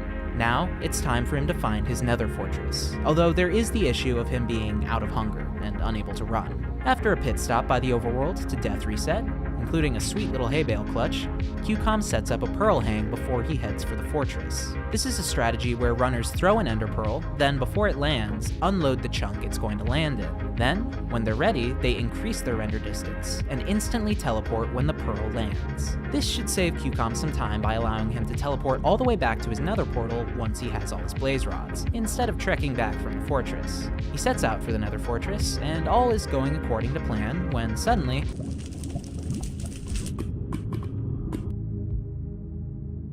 so the downside of pearl hanging is that if you accidentally cross a chunk border in the wrong direction, you'll be teleported whether you want to or not. In the end, he only loses about 2.5 minutes to this, which is survivable in a run like this, although the health, and therefore hunger he loses, does become annoying a little later. The biggest flaw of the seed this run was played on is probably the distance of the Nether fortress, because it wasn't easy for QCOM to get to, but at just over 31 minutes, it emerges out of the red gloom. Now, he's got to be careful here, because if he enters the fortress, the run is over. But luckily, the game isn't too particular about what counts as entering the fortress. QCOM is able to dig out a chamber underneath a blaze spawner, which he quickly locates. This will cause the blazes to spawn in the open space, where part 2 of QCOM's setup comes into play. Using a setup of doors and trapdoors, QCOM lures the blazes into a hole, and once enough have accumulated there, he'll kill them with TNT, leaving the blood off his hands, at least in the eyes of the Minecraft advancement table. For as daunting as it sounds to try to collect blaze rods from a fortress without entering the fortress, killing any blazes, or holding any blaze rods, this is actually the easiest part of the run. QCOM just has to sit and wait for the blaze to fall into his trap. Literally. The intense part, though, comes next. Once he has well over a dozen blazes sitting on top of his TNT, QCOM prepares himself to light it, after which he'll have to do a couple of things very fast. First, he's going to have to see where the blaze rods have dropped and ensure that they don't burn. Second, if any blazes survive the explosion, he's going to have to protect the rods and himself from the blaze without killing it. Third, he's going to have to push the blaze rods towards himself by placing blocks, something that speedrunners do often, but still has pretty janky physics. The entire run is at stake right here. One little slip up and he'll get an advancement, or lose all the rods, or die. This is the moment for QCOM to lock in. After detonating the TNT, QCOM sees basically a worst case scenario, a blaze still surviving and the rods treacherously far out of reach. What he does next is unbelievable.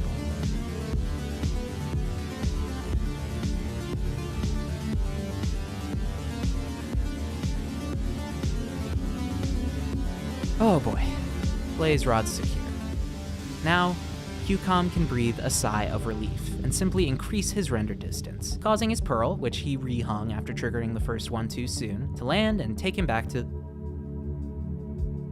Hey, speedrunning ain't for the faint of heart. After smartly taking a minute to fill his inventory so no unwanted items get in, QCOM returns to the Nether and gathers his inventory, taking care to avoid picking up the blaze rods. While he can't carry them in his inventory, he just needs to get them to a crafting table, where he can combine them with the pearls to make Eyes of Ender, which don't carry an advancement. He'll accomplish this slowly and meticulously, using his trusty fishing rod. And bang, 47.5 minutes into the run, QCOM has 14 Eyes of Ender. Now, he's got 12 minutes left to find the Stronghold, go to the end, and slay the dragon. His next steps look like the beginning of most speedrunners' runs. He goes through the village and collects beds for the dragon fight, upgrades his tools, then sets out for the Stronghold. He throws his Eyes of Ender and uses the Ninja Brain bot to determine the location of the nearest Stronghold. And while it's quite far away for a speedrun, similarly to the Nether Fortress, that's a negligible difference on this kind of pace. You can see in his gameplay, too, that QCOM knows he's on a special pace. But for as complicated and tedious as a lot of the run has been so far, QCOM needs just a little more patience and focus for his vision of a sub-hour, low-percent run to be realized. 52.5 minutes into the run, he reaches the Stronghold, another structure he needs to enter to beat the game, which he can't enter without getting an advancement. Also similarly to the Nether Fortress, he'll approach this from underneath, putting his head right underneath the lava under the end portal. Then, using the F3 screen, which indicates the type of block your cursor is pointed at, place his Eyes of Ender in the portal frames. Then, on theme, he'll use an Ender Pearl to take him the rest of the way, hitting the inside of the portal so that he goes through into the end without ever registering as having been inside the Stronghold. And now, at 54:35, QCOM is in the end, with just one thing standing between him and his sub-hour dreams: the dragon. If you're expecting some complex method of taking down the dragon while avoiding 5 advancements in the process, sorry to disappoint, but QCOM is taking on the dragon the good old-fashioned way: the one cycle. The one cycle is the strategy Minecraft speedrunners use where they wait for the dragon to perch in the middle of the island, which it does at fairly random intervals, then, as it descends, repeatedly blow up beds and kill it in one fell swoop. Because the dragon is killed by the explosions from the beds the player blows up when they one cycle, instead of by the player themselves, they don't get the advancement for killing a mob. The one difference between a traditional one cycle and QCOMs is that players normally place a block of obsidian to place their beds off of, since most blocks are destroyed in explosions and obsidian isn't. But holding obsidian is an achievement, so instead QCOM is using stairs and waterlogging them, which also prevents blocks from being destroyed in explosions. If you've watched a lot of Minecraft speedrunning, you know that one cycles can be incredibly cruel, granting wishes and crushing hopes in equal measure. But QCOM has 5 minutes of leeway to get this thing done. He just needs the dragon to not completely screw him over. He helpfully reminds us when we reach the 2-minute warning. But the beautiful thing about this game is that after all the methodical, painstaking work QCOM has put in to get to this spot, it's completely out of his hands now. It all comes down to Mother Fortune, and the old lady herself, the Ender Dragon. And sure enough, with less than a minute remaining before the hour mark, she rewards QCOM and makes her move for the middle of the island. He has 5 beds, a healthy if not foolproof amount for one cycle. Today, it's been an hour, but in all, it's been much, much more than that. And for QCOM's quest to beat Minecraft low percent in less than an hour, it all comes down to this.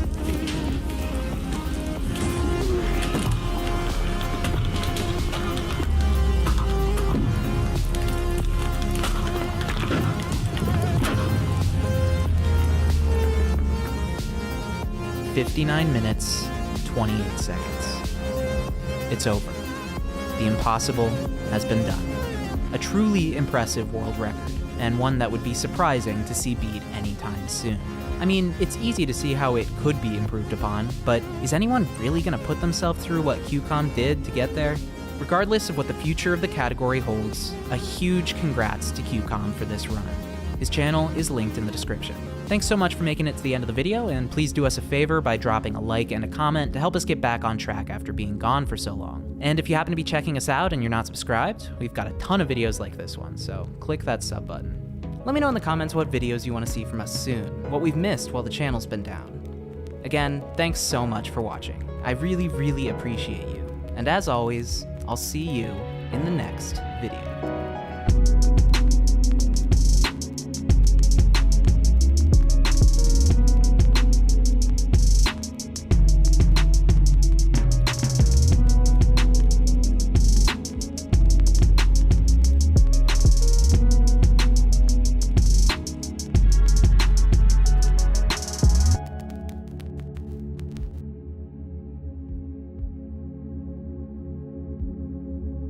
Minecraft was released on May 17th, 2009. Over the course of the next 10.5 years, plenty of speedrunners spent countless hours trying to beat the game as fast as possible. But by the end of the 2010s, no one had quite been able to beat a random Minecraft seed without glitches in less than 25 minutes. The current decade, though, has been a lot kinder to Minecraft speedrunners.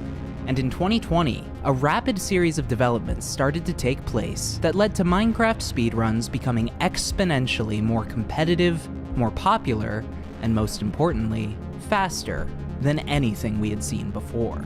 From the release of version 1.16 and the addition to the game of piglin trading in 2020 pulling the record below 20 minutes, to the development of hypermodern strats coinciding with it falling below 15 minutes just 2 months later, to the use of divine travel in the first ever sub 10 in 2021, to the countless strategies and techniques developed by speedrunners in the past few years as they've chased that record lower and lower.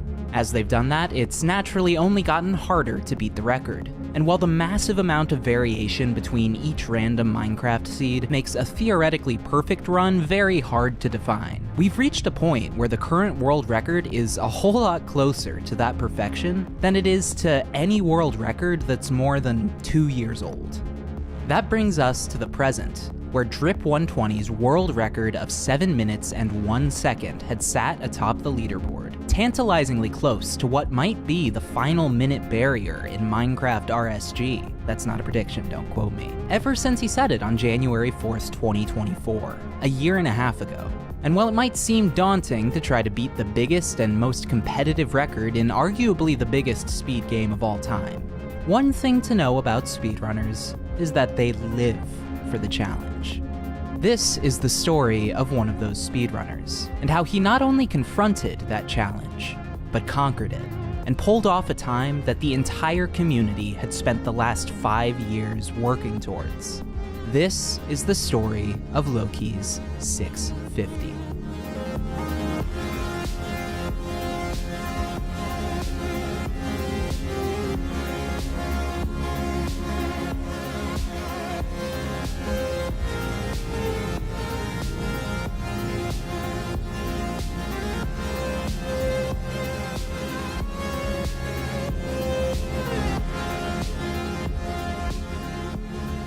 If you like this video, please remember to like and subscribe if you want to see more. It helps us out a ton. Thank you so much, and enjoy.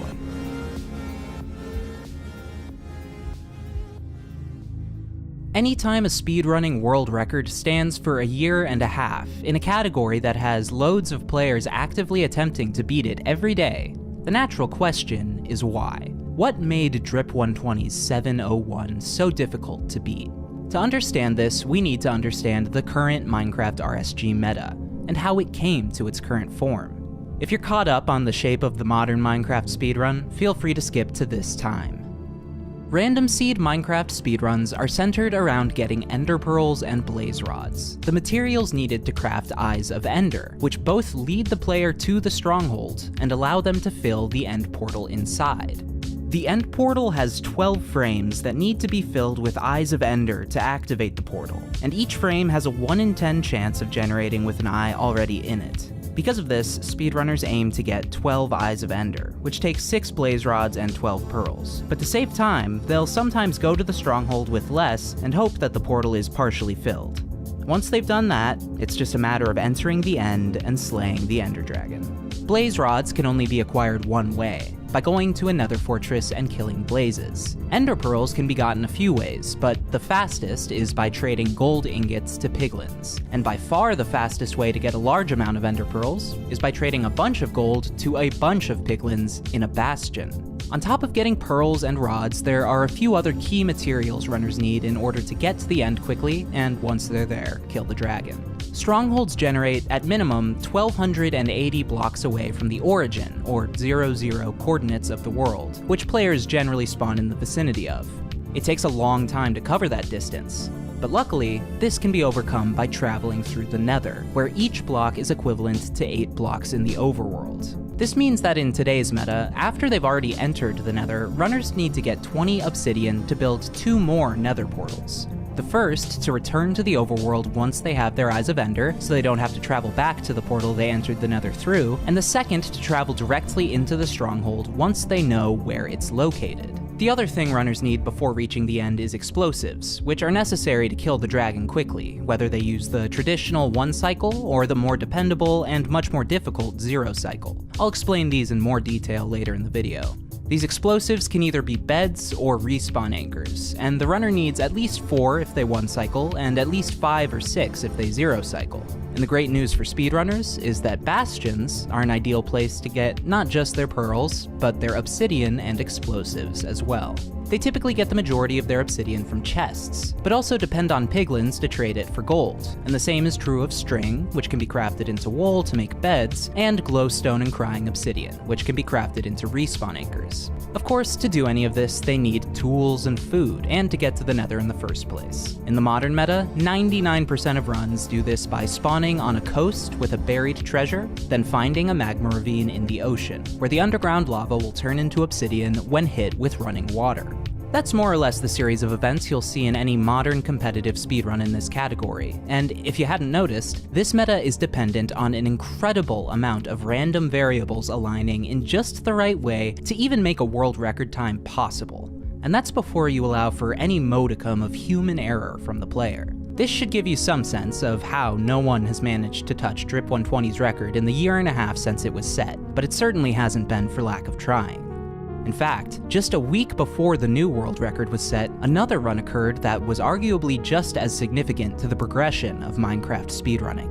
A runner named Skycrab made it to the very brink of what would have been an utterly shocking world record cut of over 40 seconds, destroying all sorts of records for fastest pace along the way, and even killing the Ender Dragon, only to be killed by an Enderman mere moments before the exit portal activated and his run was cemented in history. Let me know down in the comments if you want to see a video dedicated to that run. That story will have to wait though, and as heartbreaking as it was that run that inspired today's protagonist, a runner called Loki, to commit to grinding for the record himself. Loki started speedrunning Minecraft after seeing Curryway's 1436 world record in this same category all the way back in 2020. However, he spent the majority of the time since then as a set seed main, and he currently leads the 1.16 plus set seed glitchless leaderboard by a country mile, which in set seed speedruns is equivalent to about 4 seconds. Like many players though, when Minecraft Speedrunning Ranked released in 2023, wherein runners simultaneously run the same random seed and attempt to finish before their opponent, Loki was in on it. After a few months of grinding Ranked, Loki was one of the top ranked players on the leaderboard, and it was at this point that he started playing random seed glitchless off and on. In May of that year, he completed a run in 8 minutes and 23 seconds, good enough for 3rd place at the time, proving that his ranked skills would translate to the leaderboard. But grinding for the most competitive world record in the game takes an extremely high level of commitment. And it wasn't until Skycrab showed the world just how beatable the current record was that Loki decided now was his time. And he was right, because just 8 days later, on June 11th, it happened. Let's get into the run.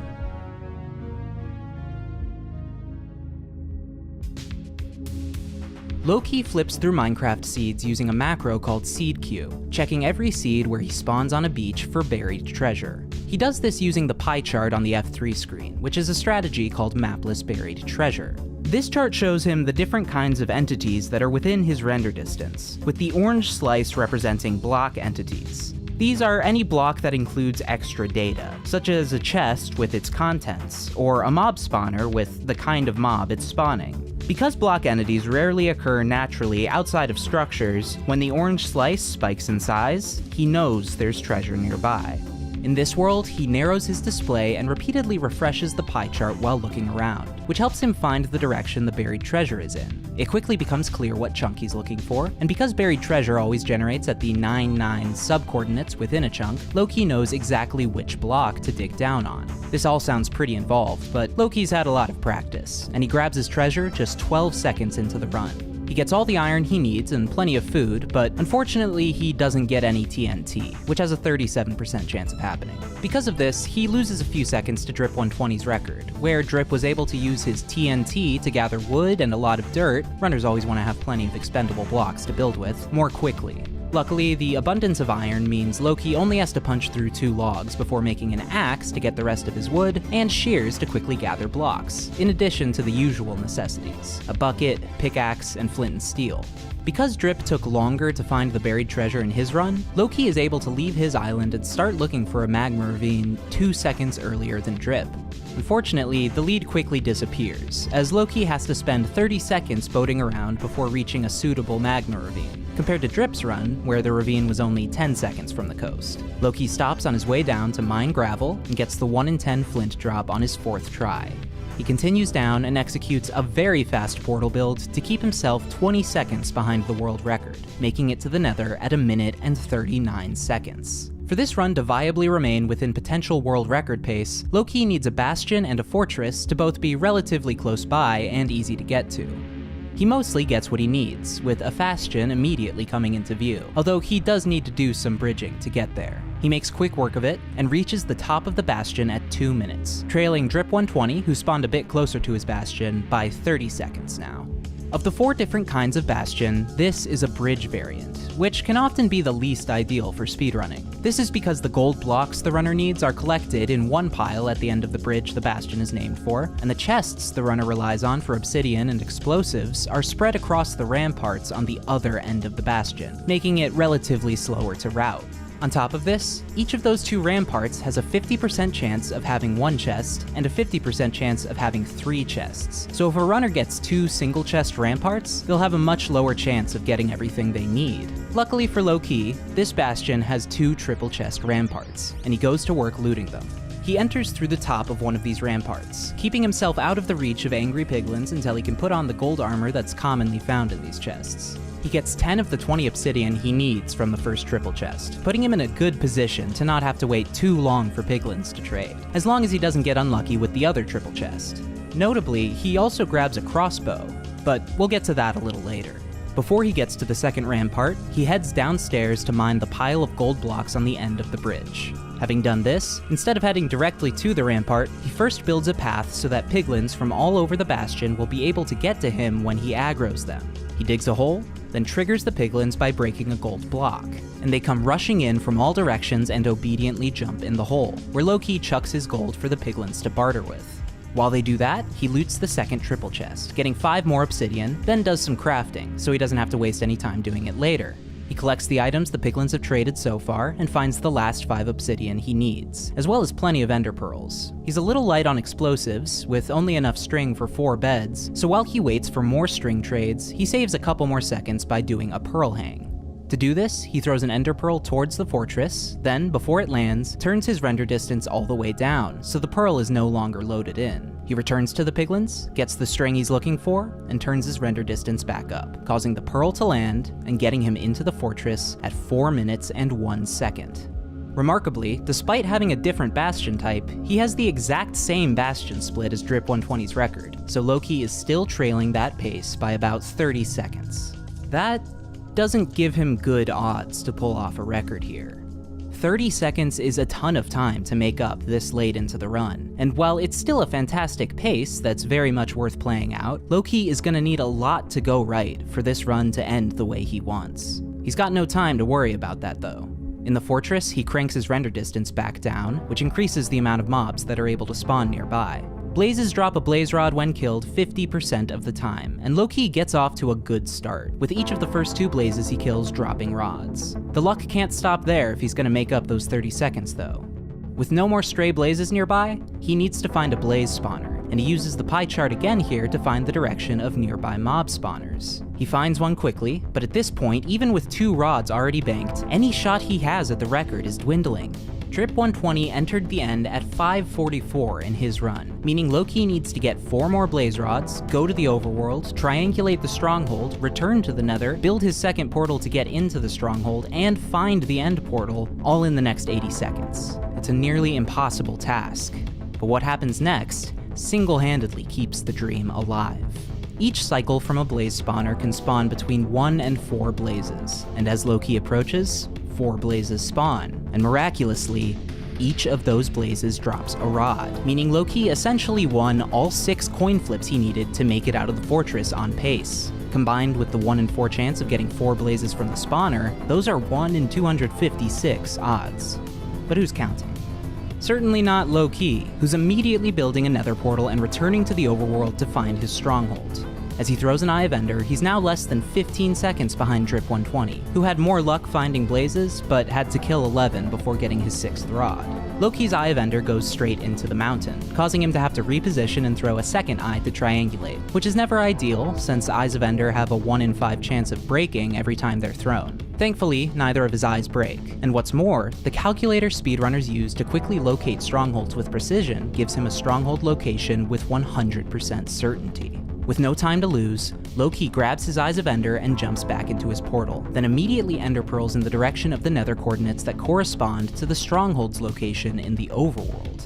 He has to bridge over some lava to reach them, but he quickly throws together his portal and travels through to reach the stronghold at 5 minutes and 42 seconds.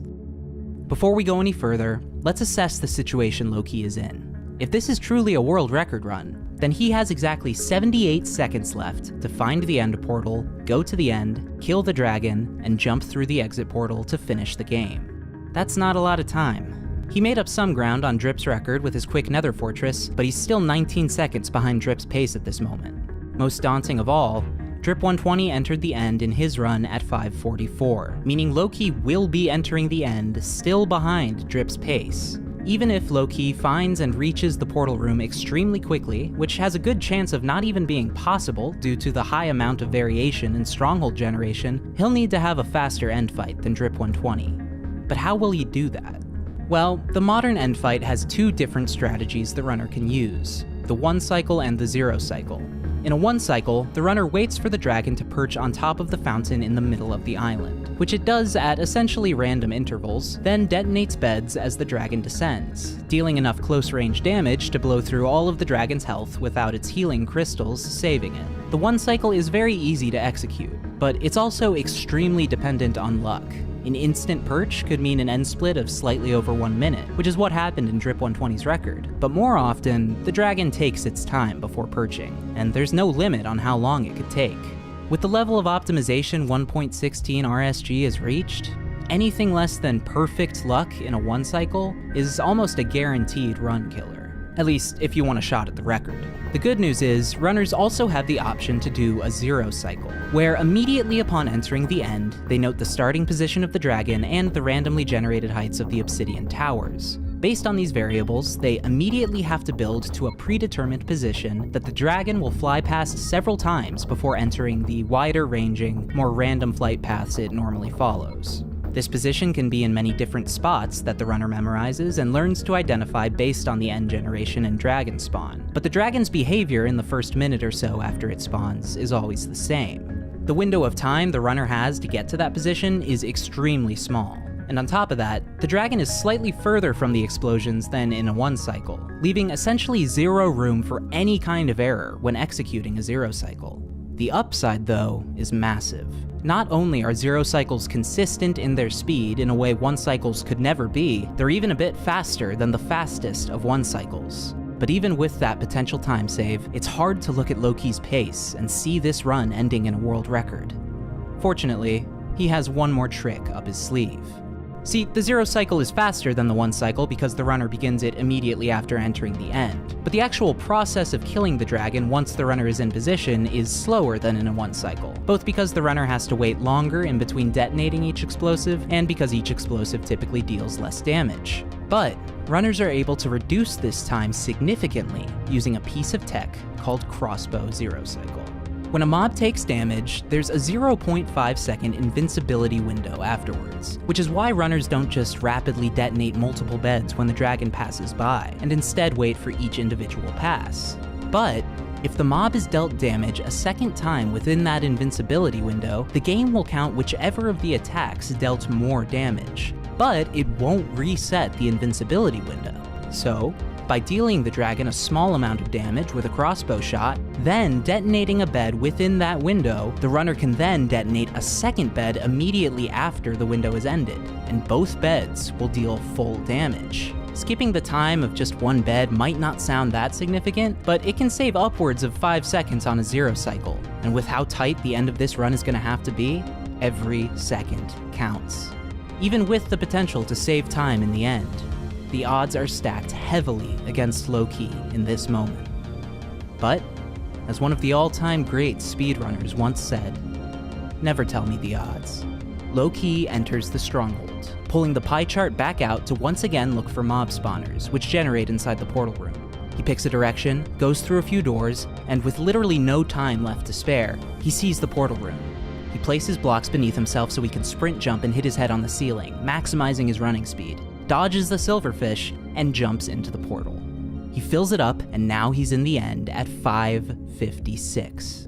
He saved 7 seconds on the Stronghold split, but he's still entering the end 12 seconds later than Drip 120.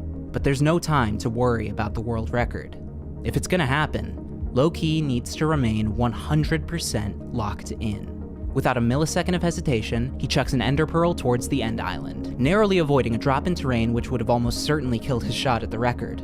He prepares his inventory for the 0 cycle with blazing speed as he waits for the pearl to land, then throws one more to get himself closer to the obsidian pillars. He pearls up the side of one and builds towards the spot where he'll 0 cycle, using second person to keep track of the dragon and see how much time he has to get in position. Somehow controlling his nerves, he finishes the build and gets into position just in time. And now, it's just a matter of execution. People have been speedrunning this game for more than a decade, and one of the biggest speedrunning communities that's ever existed has been grinding this category above all others for 5 years. And with what might be the last-minute barrier that's ever broken in this category on the verge of falling, the weight of all those years of work is now resting squarely on Loki's shoulders.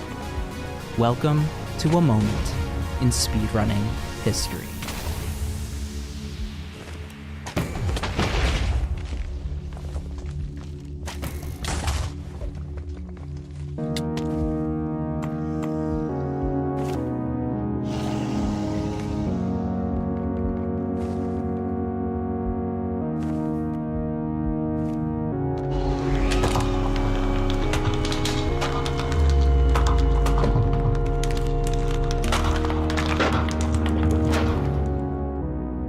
6 minutes and 50 seconds.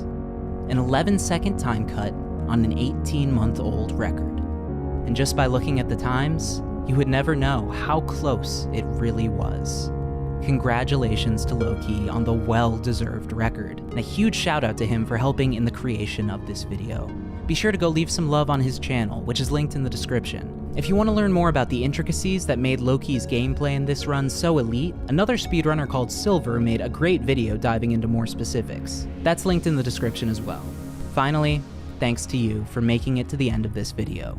Please leave a like if you enjoyed, and subscribe if you want to see more videos like this one. If there's anything in speedrunning, Minecraft or otherwise, or anything at all for that matter, that you want to see a video about in the future, please let me know down in the comments section. Every bit of support helps and makes it easier for me to continue publishing videos in the future. With that said, that's it for today. I appreciate you guys, and as always, I'll see you in the next video.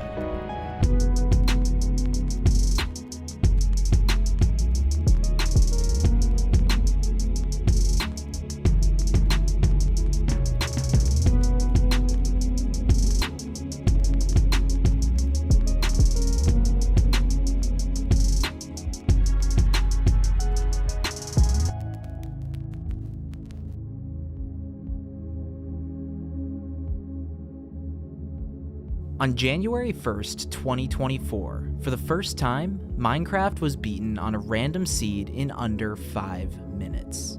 In fact, it was beaten quite a bit faster than that, with Insla's 3-minute 51-second completion surpassing the previous record by 1 minute and 37 seconds. Minecraft Random Seed Glitched is a crazy category, full of exploits and tricks you would never see in the more well-known Random Seed Glitchless runs. This can include anything from something as simple as duplication glitches to exploits that allow the player to skip killing the dragon entirely. So in this video, I'm gonna dive into Insla's new record, some of the history that led up to it, and explain exactly how all the strategies she used work. This is the story of how Minecraft was beaten in under 4 minutes on a random seed. This is Insla's 351.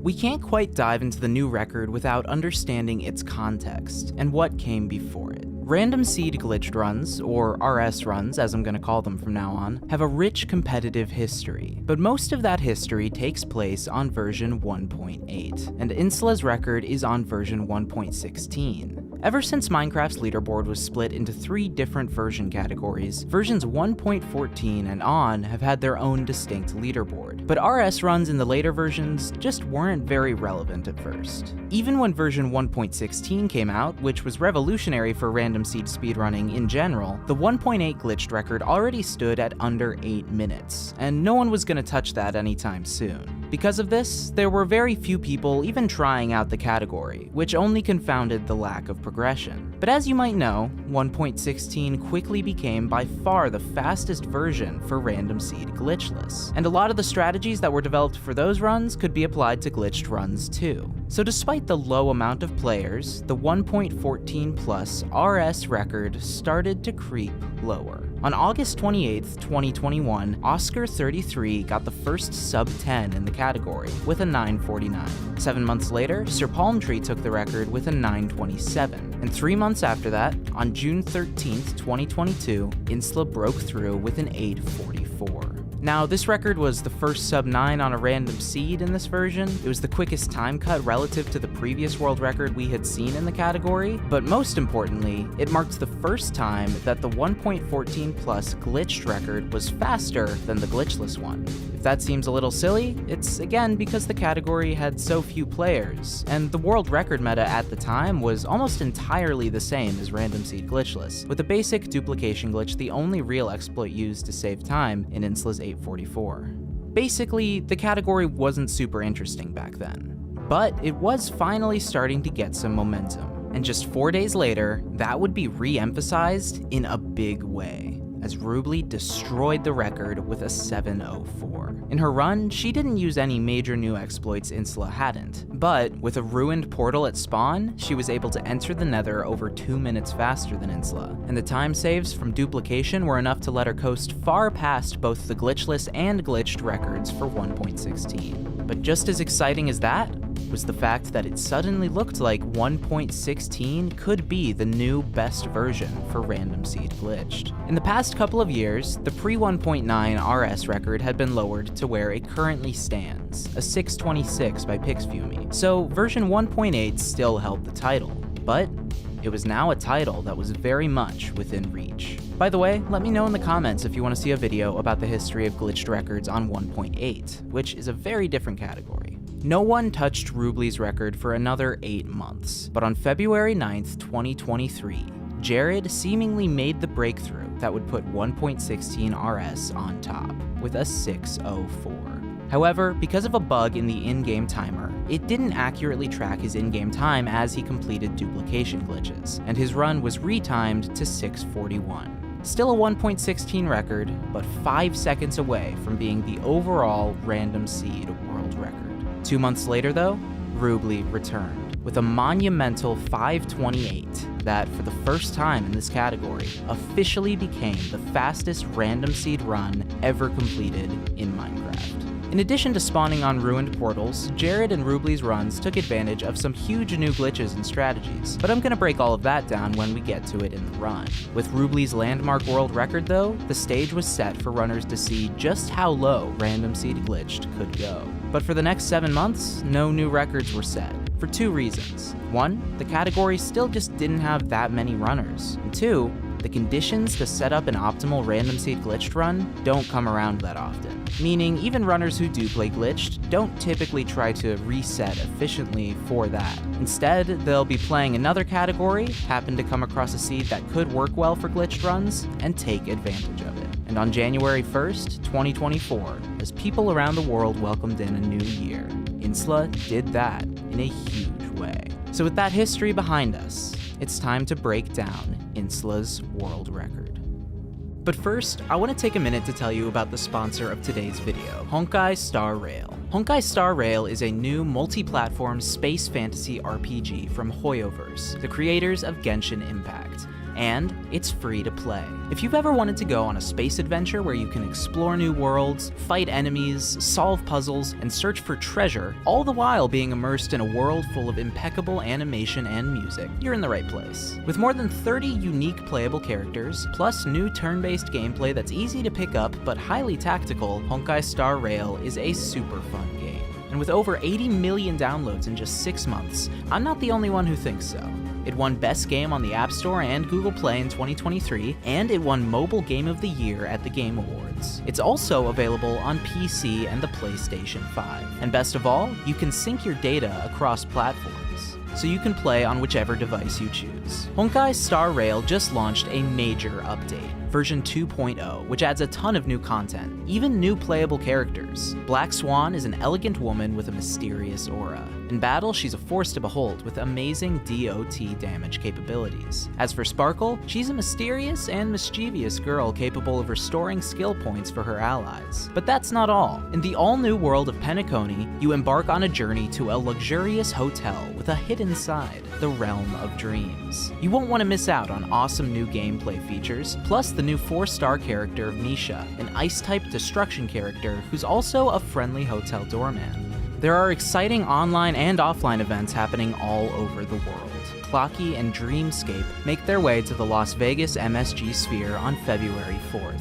Clocky is touring the world of Honkai, making his way through city landmarks in many locations. And there's now a new webpage for all events related to Honkai Star Rail version 2.0, which you can participate in for a chance to win surprise prizes. So if you want to experience the new Honkai Star Rail update, log in for 7 consecutive days and get 20 free Star Rail special passes to draw the new characters. Plus, log in now and you can even get limited 5-star character Dr. Ratio for free. Use the link in the description below to download Honkai Star Rail today, and use the promo code on the screen to get 50 Stellar Jade. Thanks again to Honkai Star Rail for sponsoring the video. And now, let's get back into it. It's January 1st, and Insula is in the middle of a stream where she's playing All Advancements, when she gets this seed spawning right next to a ruined portal. At this point, a ruined portal spawn, or a very fast coastal spawn using mapless buried treasure and an underwater magma ravine, which is the common meta in random seed glitchless, is needed for a viable random seed run to start. The record is just too fast to beat with a slower Nether entry. As a dedicated RS player, Insula's first thought when she gets a ruined portal spawn, especially one with obsidian in the chest, is random seed glitched. But when she closes the chest, she sees something much rarer that gives this run even more potential right from the start. Oh! Now, Insula needs ender pearls in order to make Eyes of Ender and beat the game, so this is good for that reason. But getting ender pearls at the very beginning of the run would also be huge, because it would exponentially speed up Insula's movement. See, throwing an ender pearl teleports the player to wherever it lands, but they can't do it over and over because each teleport knocks a few hearts off the player's health. But if that wasn't an issue, ender pearling around all the time would be the fastest way to travel, unless you have time to get an elytra from an end city or build an ice highway for boats, which speedrunners tend not to. And thankfully for Insula, RS runners have a way around this whole damage thing. When a player joins a world, they get 3 seconds of invincibility. So by leaving the world and rejoining right before they take damage, say from an ender pearl, glitched runners can, kind of just not take damage. That's why, 5 seconds into the run, Insula is already in an excellent position. Not only is this Enderman very advantageous, it's also super rare. For this to even happen, there has to be a cave at spawn, an Enderman, which is a very rare mob to naturally spawn, has to spawn in it, and then it has to decide to teleport up to the surface. Insula ballparks that this kind of thing will happen 1 in every 2,000 seeds. But when you consider that the runner also has to spawn next to a ruined portal for the run to work, the odds become much, much lower. In other words, just 5 seconds into the run, Insula has a 1 in a million shot at random seed history. But first, she actually needs an ender pearl from the Enderman, which has only a 50% chance of dropping. Insula grabs some wood, traps the fellow in a boat, and attacks with bated breath as the amazing potential of this run hinges on a 1 in 2 chance. But tragically, the odds are not in their favor, and the best start to a glitched run we've ever seen is wiped out before it can really begin. The sheer frustration of this moment drove Insula to rage quit, erase all of their past runs from the internet, and abandon modern life to be a nomadic hunter-gatherer in the Crimean mountains. Oh wait, actually, it looks like they just used a glitch to fix the problem. When you leave a Minecraft world, a save state is created that saves all the data of the world. But by killing the Java instance that Minecraft is running on by just ending the task in the task manager, the world is closed without a save state being created. As long as the player hasn't paused the game or opened their inventory, each of which also create save states, when reloaded, the world will revert to its last save state. So, when the game doesn't give Insula the pearl they're looking for, they retaliate by killing it. The second time around, the game is much more obedient. And just like that, 22 seconds into the run, Insula has an ender pearl. Next, Insula grabs a couple other things that will be useful through the run, wood and a bed, and now it's time to dupe.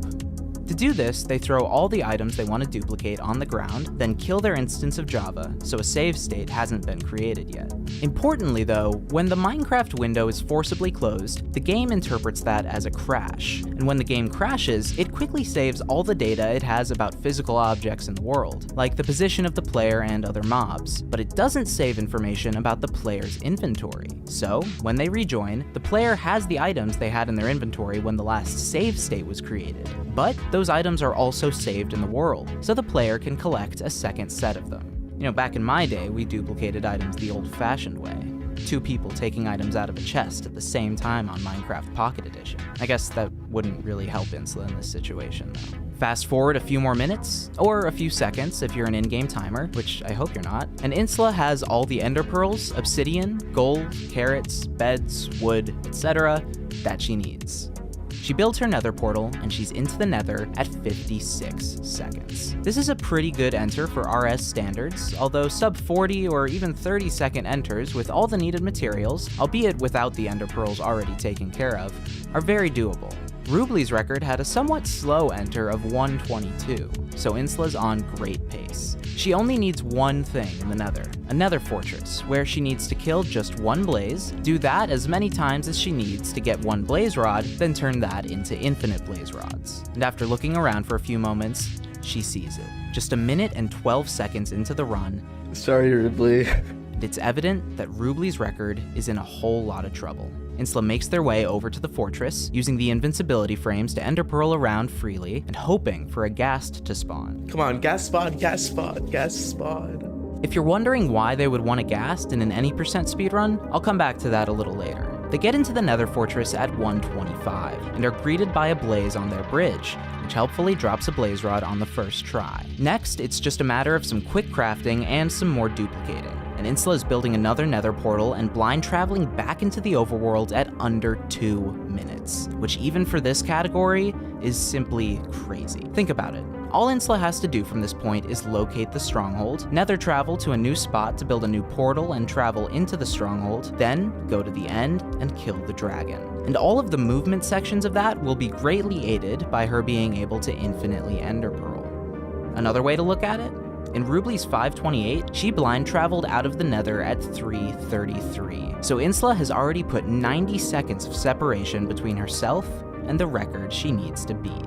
Into the overworld, Insla first does a few more duplications so that she has enough Eyes of Ender, then throws one. By precisely measuring the eye's position and angle of travel, Ninja Brain Bot, a calculator created by speedrunner Ninja Brain, will tell her the most likely position of the nearest stronghold and the likelihood that that's where it is. This eye throw gives the calculator enough confidence that Insla knows exactly where her stronghold is, so she'll return to the Nether where she can travel more quickly and head to the corresponding coordinates. Back in the Nether at 226, she travels in the most tedious but efficient way possible, using a lot of glitched ender pearls and a ton of pausing to ensure she's moving as directly as possible to the point where she'll build her last Nether portal. By the time she's traveling into the Stronghold at 243, she saved another 9 seconds over Rubli's run, putting her a whopping minute and 43 seconds ahead of world record pace. Once in the Stronghold, Insla uses a strategy called preemptive navigation to find the end portal room, where she turns down her render distance and uses the rendered entities section of the pie chart to determine what direction the silverfish spawner that the portal room has is in. This is a standard strategy for glitchless runs too, although there are glitches runners can take advantage of during end navigation if the situation calls for it. In Rubli's run, she blind traveled to a spot very close to the Stronghold. So instead of returning to the Nether to build another portal, she purled over to it and entered that way. She also used preemptive navigation, but because of weird underwater generation, it didn't reveal a clear path to the Stronghold. So she used a glitch where she rides a boat into a 1-block hole in the wall in order to x-ray through it and find the hidden portal room. If you noticed Insla crafting a composter earlier, it's because it's used in a similar x-ray glitch, but in this case, preemptive was the more reliable move, and it works out pretty well for Insla. Just 10 seconds after entering the Stronghold, she's at the end portal. At 3 minutes flat, Insla is going to end up entering the end 2 minutes and 21 seconds faster than Rubli did, which is a massive advantage. Although it's not quite as big as it seems. See, maybe the craziest glitch used in these runs is one that Insla wasn't able to take advantage of in her world record. And for any future records, it's the #1 thing that's going to save significant time: the dragon skip. The dragon skip is exactly what it sounds like. A glitch that Rubli and Jared used in the last 2 world records that allows the player to skip killing the dragon and go straight to the exit portal once they enter the end. This is a consistent time save of at least about 40 seconds, and is an even bigger difference maker when you compare it to glitchless runs, where runners have no means of optimizing their own luck like glitched runners do. The caveat, though, is that it requires the player to get one of the less accessible items in the game, an end crystal. An end crystal is crafted from glass and a ghast tier, so the player needs to kill a ghast in order to do the dragon skip, hence Insla yearning for one to spawn earlier. If the luck falls the player's way and they're able to enter the end with the crystal, all they have to do is instantly place it, and the exit portal will automatically open, and the dragon will never spawn at all. See, when the player enters the end, it takes 1 second for both the dragon and the exit portal, which activates once the dragon is killed, to spawn. When an end crystal is placed in the end, it expects to find a corresponding exit portal. So if it's placed in the second before the portal loads in, it causes an already activated exit portal to spawn. Because the exit portal is activated, the game assumes the dragon has been killed, and the dragon doesn't spawn. Even if it did, all the player would have to do is rush to the center of the island and hop into the portal to beat the game. This is exactly what Rubly did in her record, and it's the reason she was able to enter the end at 5:21 and beat the game at 5:28. But Insla never found a ghast, and is entering with a much more conventional method of killing the dragon: beds, which she'll use to zero cycle it. A zero cycle is a strategy used in glitchless runs where, based on the generation of the obsidian towers in the end, the runner identifies the optimal point to build to based on where the dragon is going to fly. Generally, the dragon's flight path is random, but when you first enter the end, it spawns much higher in the sky than it likes to be, so it flies in predictable loops, gradually lowering itself until it reaches the Y level that it roams at. Now, zero cycles require a ton of knowledge, practice, and mechanical skill to pull off, as you can see in this clip from No Fear 1337's former world record in Random Seed Glitchless. But despite having to beat the dragon the hard way, Insla does have one glitch that can help her out here. If at any point during the dragon fight she makes a mistake, whether it be getting to the zero cycle point too slow or mistiming a bed explosion, she can re-log, just like she's been doing to negate ender pearl damage, and the dragon will respawn right back where it started when she entered. However, this does lose time, as she has to wait for the dragon to fly over and lower itself to where she can attack it before she can actually slay it. And right now, she's at the point where that time loss would mean the difference between getting the run under 4 minutes or not.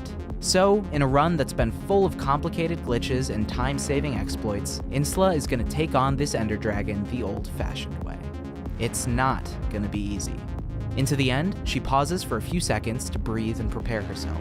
Then she springs into action, purling onto the end island and then up the obsidian tower the dragon is circling. She builds up to the optimal spot, and right as she gets into position to start detonating beds, she makes a mistake. That block is not supposed to be there, and it's going to prevent her from placing her beds. But every great random seed speedrunner must be a great improviser, and Insla has been playing this category for too long to let the pressure get to her.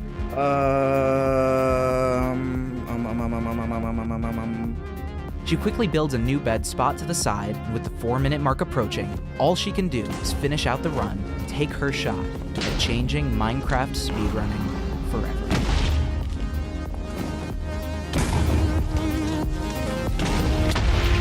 Oh my god.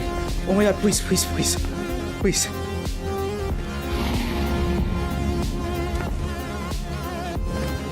Oh my god, oh my god. Oh my god. Oh my god. Oh my god. Oh my. Oh my god. It's been 25 minutes since Insla started the run, but she just beat Minecraft in 3 minutes and 51 seconds. The first random seed sub-5 in Minecraft history, and the first sub-4 as well. Potentially the last 2-minute barriers ever broken in random seed Minecraft. At least, until someone finds a faster glitch. Congratulations to Insla on this groundbreaking run, and a big thanks for helping out with the creation of this video. To everyone watching, Insla has a message for you. Play random seed glitched. There's still a lot of room for improvement on this record. Just look at how much time the dragon skip saves. And if not for the low number of runners, we probably would have gotten to this point a lot faster. Either way, thanks so much for making it to the end of the video. And please drop a like if you enjoyed, or share it with someone else who might like it so it can reach more people. If you want to see more videos about Minecraft and or speedrunning and or methods of obtaining invincibility, be sure to subscribe and ring that bell. Thanks again to Honkai Star Rail for sponsoring this video. Thanks to you for watching, and as always, I'll see you in the next video.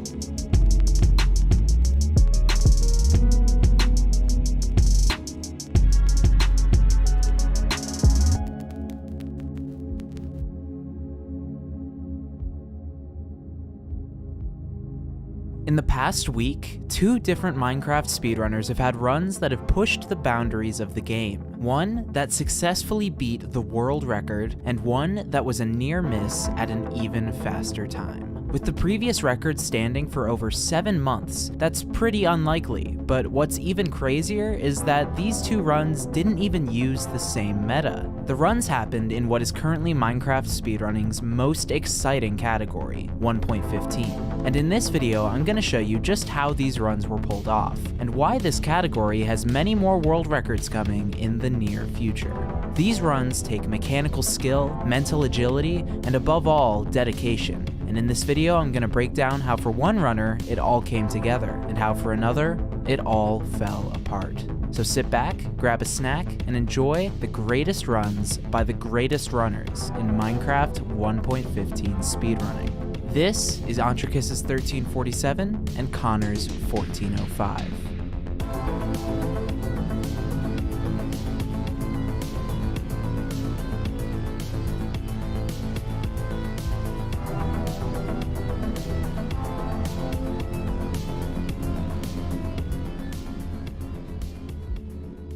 In Minecraft version 1.15, to beat the game, runners need to get ender pearls by trading with villagers and get blaze rods by killing blazes in nether fortresses. They can craft these into eyes of ender, which will point towards the stronghold when thrown and can be used to fill the end portal and enter the end, where they'll kill the dragon. Acquiring blaze rods is fairly straightforward and looks the same as any other version of the game, but what makes 1.15 special is the villager trading. To get ender pearls, runners need to do business with a cleric, and the price for ender pearls is steep, 4 emeralds to a pearl.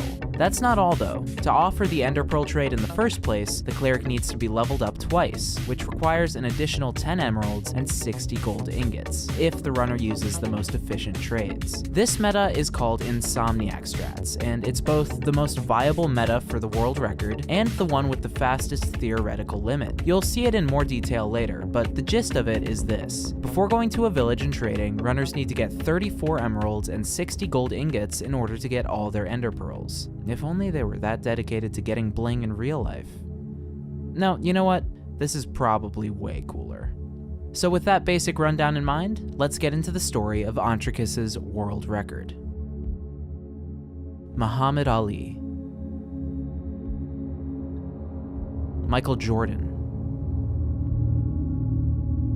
Dansby Swanson, Oneshot. Some people throughout history have had something special, something that leads them to dominate the competition so well that their name is synonymous with greatness. And for 1.15 speedrunning, Oneshot is that person. I could spend a long time explaining why he's him, but instead I'll let him show it. On June 21st, 2023, Oneshot sat down to continue his grind to beat his own world record of 13 minutes, 56 seconds, the first sub-14 in the category's history. You might be wondering what that number in the top left is, you know, the one with 7 digits. In fact, that's the number of times Oneshot has loaded up a world in 1.15 to speedrun it, and as he enters his 1,129,687th world, something special is about to happen. Oneshot is resetting for an ocean spawn, since to get the 34 emeralds he needs, as well as tools to start the run, he'll need shipwrecks and/or buried treasure. On top of that, the only way to get 60 gold in a speedrun is to loot an ocean monument, so resetting for an ocean is 100% necessary. Oneshot enters the world to find a shipwreck right next to the beach, and while it has mid-loot with just 5 iron and 3 emeralds, it's all Oneshot needs to start the run. As he heads back to the island, Oneshot sees more good news, an ocean monument immediately nearby. As long as he's able to find a village quickly, this is a perfect starter seed for 1.15. Oneshot's mechanics are on display as he crafts the tools and supplies he'll need for the run, and he's headed towards the ocean monument just 60 seconds in. It's not the fastest start, as he could have gotten more iron to save time making tools, but the proximity of the ocean monument means he's actually off to a better start than he was in his 1356 former world record that he set 6 months and 700,000 resets ago. To avoid getting the mining fatigue curse that comes from proximity to the Elder Guardian, Ontricus turns his render distance all the way down, then digs into the hidden gold room in the monument and grabs the 8 gold blocks. He squeaks on out of the monument, having successfully pulled off his heist, already on a pace about 40 seconds faster than in his former world record. Now, he'll traverse the ocean and look for a coastal village. But on the way, he stops at another shipwreck, picking up a very welcome 8 more emeralds. Still, he's only at 11 out of the 34 emeralds he needs. Runners pretty much never get those 34 emeralds before arriving at the village. They get however many they can, then get the rest through one of 2 methods. If the village has a lot of hay bales, they can mine those and trade wheat to a farmer villager. If not, they can mine the wood from houses and craft it into sticks, which they can trade with a Fletcher villager. About a minute later, after some help from a dolphin friend, Ontricus arrives at the coast of a savanna, and since savanna villages don't tend to have much hay, he breaks some gravel, which he can use later to craft a Fletcher's table. In a more optimal run, Ontricus would have found buried treasure, which usually contains some TNT, which could be used to quickly blow up the acacia houses and gather wood instantly. As it stands, Ontricus can use his extra gold he's not going to trade to make gold axes, and dig through the houses pretty quickly. He grabs beds for the dragon fight as he goes, and 3 houses and 45 seconds later, he turns the nearest villager into a Fletcher and turns all that wood into 15 more emeralds. After hitting 1 more house, he has enough to reach his goal of 34 emeralds, and 5.5 minutes in, he's ready to start trading his way up to some ender pearls. Due to the time it took him to reach the village, he's basically on identical pace with his former world record at this point. From across the village, he spots the cleric's house, where he'll go grab the brewing stand he needs to turn a villager into a cleric.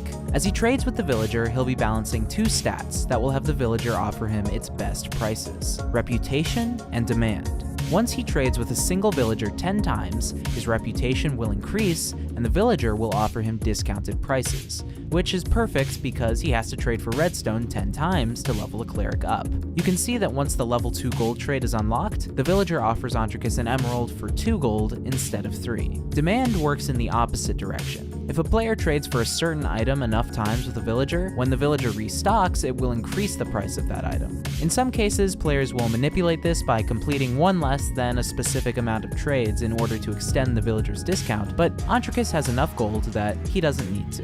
After trapping the cleric in a boat by its workstation so that it'll restock faster, he completes his second set of gold trades, this time at the price of 3 gold per emerald. Ontricus now has 48 emeralds, enough to buy 12 ender pearls, which is the most he might need to fill in the end portal, if none of his eyes of ender break later on. Of course, he could still get 1/3'd.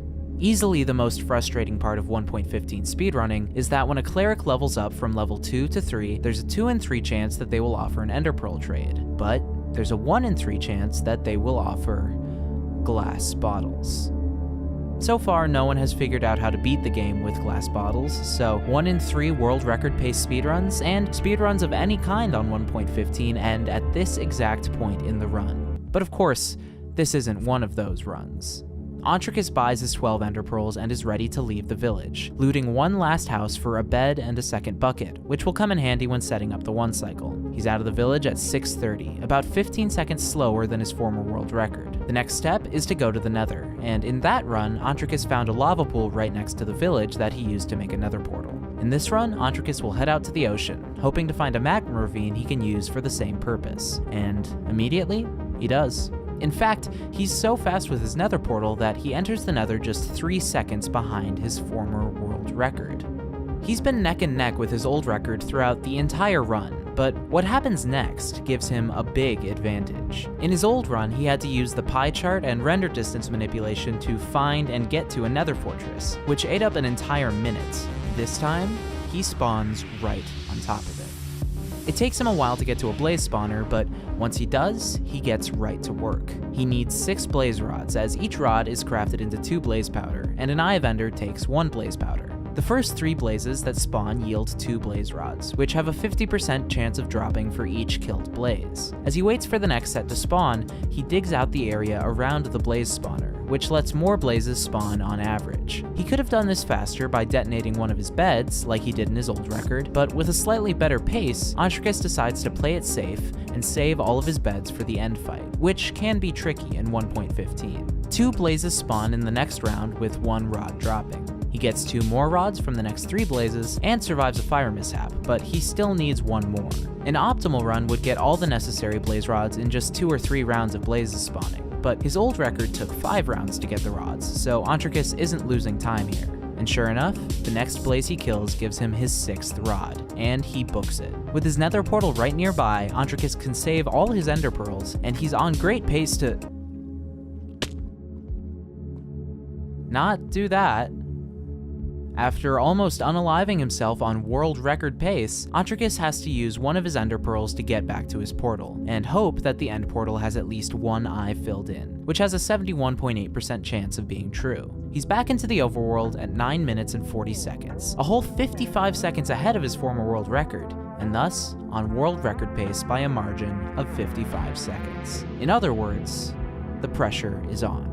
Ontricus takes a moment in his portal to collect himself, then swims towards the surface, where he'll try to triangulate the stronghold. By recording his exact coordinates and angle of watching the eye fly and entering it into a calculator created by a speedrunner called Ninja Brain, Ontricus can find exact coordinates for where the nearest stronghold is, and the probability of each set of chords being correct. By throwing a second eye from a different location, you can usually get coordinates with 100% certainty, but each time you throw an eye, it has a 20% chance of breaking. In most scenarios, with the calculator only giving 45% confidence, like it does for Ontricus, the runner would just throw a second eye. But Ontricus, who's already sitting on 11 ender pearls instead of 12, knows that because he's in the ocean, he can just follow the path of the eye and be pretty likely to see the stronghold protruding from the ocean floor. That's exactly what he sets out to do, but after a minute and 20 seconds of boating, he reaches the shore with no stronghold in his sight. So, he throws a second eye, and right on cue, he gets the location of the stronghold with 100% confidence. And the location is right in front of him. So, at 11:35, he's digging down towards the stronghold. But he lost a lot of time looking for the stronghold, compared to his former world record where he found the stronghold in the ocean and was in the end portal room at 12:15. So basically, Ontricus has to find the portal room within 40 seconds of starting to dig down in order to stay on world record pace. That's a tall task. He breaks into the stronghold at 11:55 and immediately uses the pie chart to scan the nearby block entities and find the silverfish spawner that only generates in the end portal room. And after fighting through a couple of creepers and finding an ender pearl in a chest, he reaches the portal room at 12:15. On the last leg of the run, Ontricus is on basically identical pace to the world record he's trying to beat. It doesn't get much closer than this. Ontricus crafts his remaining Eyes of Ender a little more quickly in this run, and manages to enter the end with a 5-second lead. On world number 1,129,687, Ontricus has made it to the end just fast enough that he's got a chance to set a new world record. The only thing still standing in his way is the dragon. He digs out of his hole and uses his ender pearl to get to the fountain in the middle of the island, where he uses his bucket of lava and water to place a piece of obsidian. This is going to allow him to one-cycle the dragon, which is when the dragon periodically perches on the fountain in the middle of the island and the player blows up beds as the dragon descends, killing it in one fell swoop. The problem with this is that when the dragon perches is almost entirely up to luck. Ontricus knows he can kill the dragon, but he has to pray to the Minecraft gods that he gets the chance to before time is up. And with the time of 1356 looming large in Ontricus's mind, the dragon circles the island, taunting him. But right here, Ontricus, who's watched the dragon fly around the island more times than most people have even opened a video game, sees something. He sees that with just enough time left, the dragon is going to do the one thing Ontricus needs it to do, and perch. And with a level of pressure most people never feel, but that Ontricus has felt plenty of times before, he finishes the job.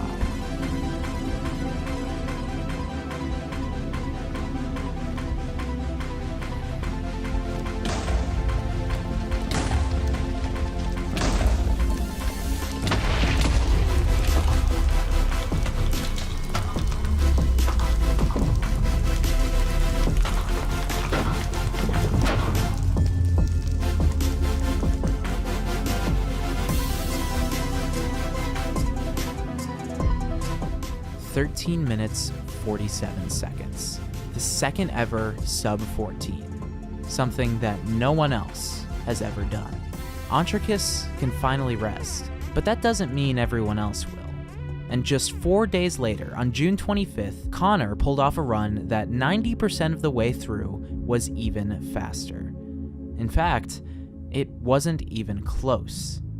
Let's look at how it happened. I mentioned in the beginning of the video that this run uses a different meta than Ontrakis's, which is true. Ontrakis used the Insomniac meta, and Connor uses the similar Hostage Insomniac meta. But that was never the plan. When the run started, Connor was intending to play the Double Day meta, which is a meta that isn't quite viable for world records anymore, but is much more consistent and easier to learn for runners who aren't going for the world record. I won't go into too much depth, but basically, Double Day runs are where the player spawns in a coastal village, takes a villager hostage, and collects materials and goes to the Nether while traveling through the ocean with the hostage. They complete some trades on the first day of the run, then sleep as soon as possible and trade for the rest of their ender pearls on day 2. So, as he flips through worlds, Connor is looking for a coastal village. You'll notice that he only has 3 instances of Minecraft going, compared to Ontrakis's 8. That's class disparity on display for you right there. Connor loads into the coastal village and immediately starts mining all the hay he can find. That's because in Double Day runs, players can get 16 emeralds right off the bat by maxing out a farmer villager's wheat trade. Connor realizes quickly that there are no brewing stands in the village since there are no temples. This means that he can't get a cleric villager until after he goes to the Nether and gets his blaze rods, which are required to craft a brewing stand. So, Connor goes through the motions of making tools, gathering beds, and trading his wheat for emeralds. And then it's time to grab a hostage and leave the village. To do this, he needs to get a villager in a boat and push the boat into the ocean. And in a stroke of luck, there's a stray villager waiting in the perfect spot, right by the water. So at 2 minutes and 15 seconds, Connor is heading into the ocean, where he's looking to find 8 more emeralds from shipwrecks, plus an ocean monument for gold. But after a little over a minute of boating, what he actually spots is another village. This is a game changer, because if he has everything he needs by the time he reaches the village, he can just do an Insomniac run. Of course, it's a little different than Ontrakis's run, because Ontrakis didn't resort to kidnapping someone, stealing them from their family, and holding them hostage until they forked over the ender pearls. Details. If he's going to switch to Insomniac mid-run, Connor is going to need to get some more emeralds. 16 if he wants to get 12 ender pearls, from either the ocean, the village, or both. As for the ocean monument, one conveniently sits right in between him and the village. He hits one shipwreck on the way to the monument and gets an excellent 9 emeralds. The average in a shipwreck chest is 3.6. Then he hits another and gets 8 more. So all of a sudden, he's got all of the emeralds he's gonna need to do Insomniac strats, and he's about to have all the gold too. This type of run is extremely rare. Not only did he need to spawn in a village, not only did he need to find all these structures and get lucky with the loot, but he also needed to find a second village very soon after leaving the first one. When all is said and done, he reaches the village at 5:40, where he immediately grabs the brewing stand from the temple and turns his hostage into a cleric. 40 seconds later, he's got his ender pearls and is leaving the village, suddenly 10 seconds ahead of the pace of Ontrakis's world record run. While this kind of pace was business as usual for Ontrakis, it's anything but for Connor, who set a personal best of 15 minutes and 25 seconds over a year ago. Suddenly, he's on pace for a sub 14. Next, Connor will make sure he's inside the ring where strongholds generate, and keep looking for a magma ravine to travel to the Nether. He finds one, and after getting faked out twice, builds his Nether portal and is into the Nether at 7:48. He loads in and immediately finds a Nether fortress, and after searching for about 20 seconds, reaches a blaze spawner. After killing 2 blazes, Connor starts digging out the area around the blaze spawner with gold pickaxes. He could have potentially saved time here by grabbing an extra bed from the second village and using the bed to blow up the area around the spawner, which would have been faster than digging it out. Luckily though, he gets all 6 rods after 2 more spawn cycles, meaning it wouldn't have made a difference. He rushes back to his portal and gets out of the Nether at 9:53, just 15 seconds later than Ontrakis. He crafts his Eyes of Ender and throws one, and unlike Ontrakis, he won't use a calculator to find the stronghold, instead just following the eye's path blindly through the ocean, and almost immediately, he sees it. Part of it is broken up by a ravine, which is actually a good thing. More of the rooms are visible from above. However, the portal room isn't exposed, and we can't forget the importance of actually finding the portal room. Connor gets into the stronghold at 10:49, over a minute faster than Ontrakis's world record. In other words, this is an absolutely insane pace. Unfortunately, This is also where it all falls apart. According to Connor, he can't do the strategy that Oneshot used to find the direction of the portal room because it doesn't work consistently on his computer. So he's left with old-fashioned Stronghold navigation, which has a science to it, but is also dependent on luck. And unlike pretty much every other aspect of this run, luck fails Connor here. The Stronghold is nasty, presenting him with dead end after dead end, as his window of opportunity to beat Oneshot narrows and narrows and eventually closes. And even worse, the window could have stayed open if not for a tiny mistake by Connor. He comes to the portion of the Stronghold opened up by the ravine at 11:15 and gives it a quick look before picking a direction to follow. If he had switched into third person for just a moment, he would have been able to see the portal room jutting out below the level he's on. But sadly, he doesn't. And a minute and 45 seconds later, he returns to the ravine and spots it. Thanks to finding 2 extra ender pearls in Stronghold chests, he's able to pearl into the portal room and finally get into the end at 13:09. He's no longer able to set the world record, but remember, his personal best is 15:25. This end fight is still a pretty big deal, and as if to make up for the run-killing Stronghold generation, the game gives him something even Oneshot didn't get in his world record, an instant perch. Connor doesn't miss his opportunity.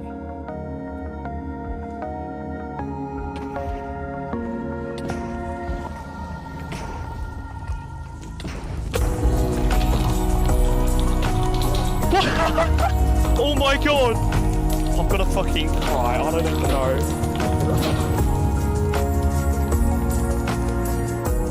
Bro. Oh my god.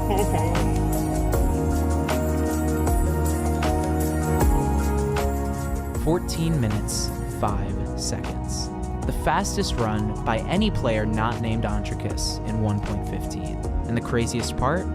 It could have been a whole lot faster. Sooner than later, we're gonna see exactly what that looks like. Huge shout out to Connor and Oneshot for these amazing boundary pushing runs, and also for helping out with the creation of this video. And a huge thanks to you for making it to the end. Comment down below what you want to see us cover in the next video, whether that be more Minecraft speedruns or a totally different game. If you liked the video, be sure to smash like and subscribe if you haven't yet. As always, thanks so much for watching, and I'll see you in the next video.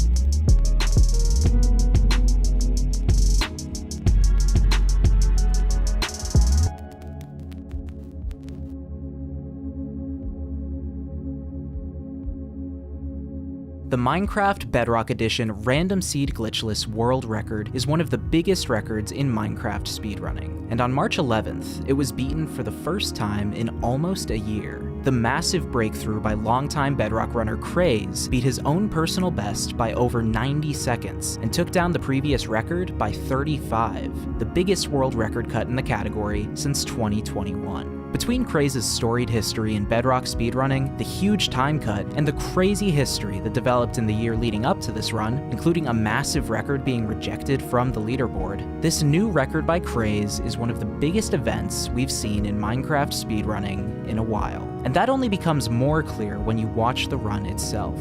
In this video, I'm gonna break down the new Minecraft Bedrock world record, the wild journey that got Craze to this point, and the strategies he used that allowed this run to stand above the rest. This is the story of a passionate and dedicated runner who put in years of work and finally broke through in one of Minecraft's most chaotic categories. This is the story of Craze's 819.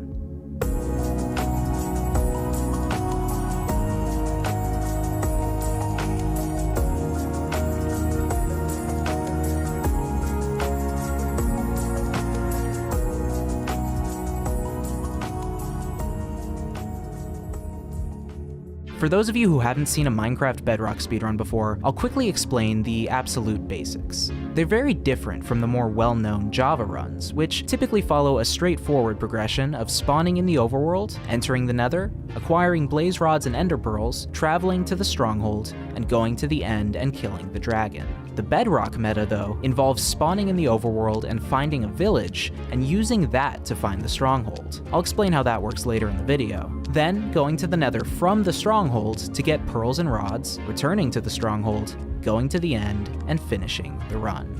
I'll dive into the particular strats involved with this meta as I break down Craze's run. But before I do that, in order to properly appreciate just how meaningful this record is, we need to start at the beginning of Craze's journey. His 819 might have been Craze's first world record in 1.16 Bedrock RSG, but he's anything but a newcomer to the category. His path to the record began in the same place so many other speedrunners started their journey, the quarantine-riddled summer of 2020. Craze first started speedrunning Minecraft on mobile, one of the 3 devices with separate leaderboards for Bedrock Edition, and he quickly figured out that he was pretty good. After setting a new personal best of 48 minutes in September, he decided he would try to get the mobile world record, which at the time was 38 minutes and 47 seconds. He found himself pulled in 2 directions, though, when he also started playing set seed runs and learned that he was also really good at those. Good enough that on December 5th, 2020, he broke the world record with a time of 4 minutes and 42 seconds. After pulling that off, he refocused on Random Seed Glitchless, where he had to grind much harder than he had on SSG, which had only taken him a month to set a world record in. But 2 months later, the RSG grind paid off, as he set the mobile RSG record at 26 minutes and 27 seconds, a time cut of almost 2 minutes from the previous record. For reference, the Bedrock record on PC at the time was 1440, albeit with much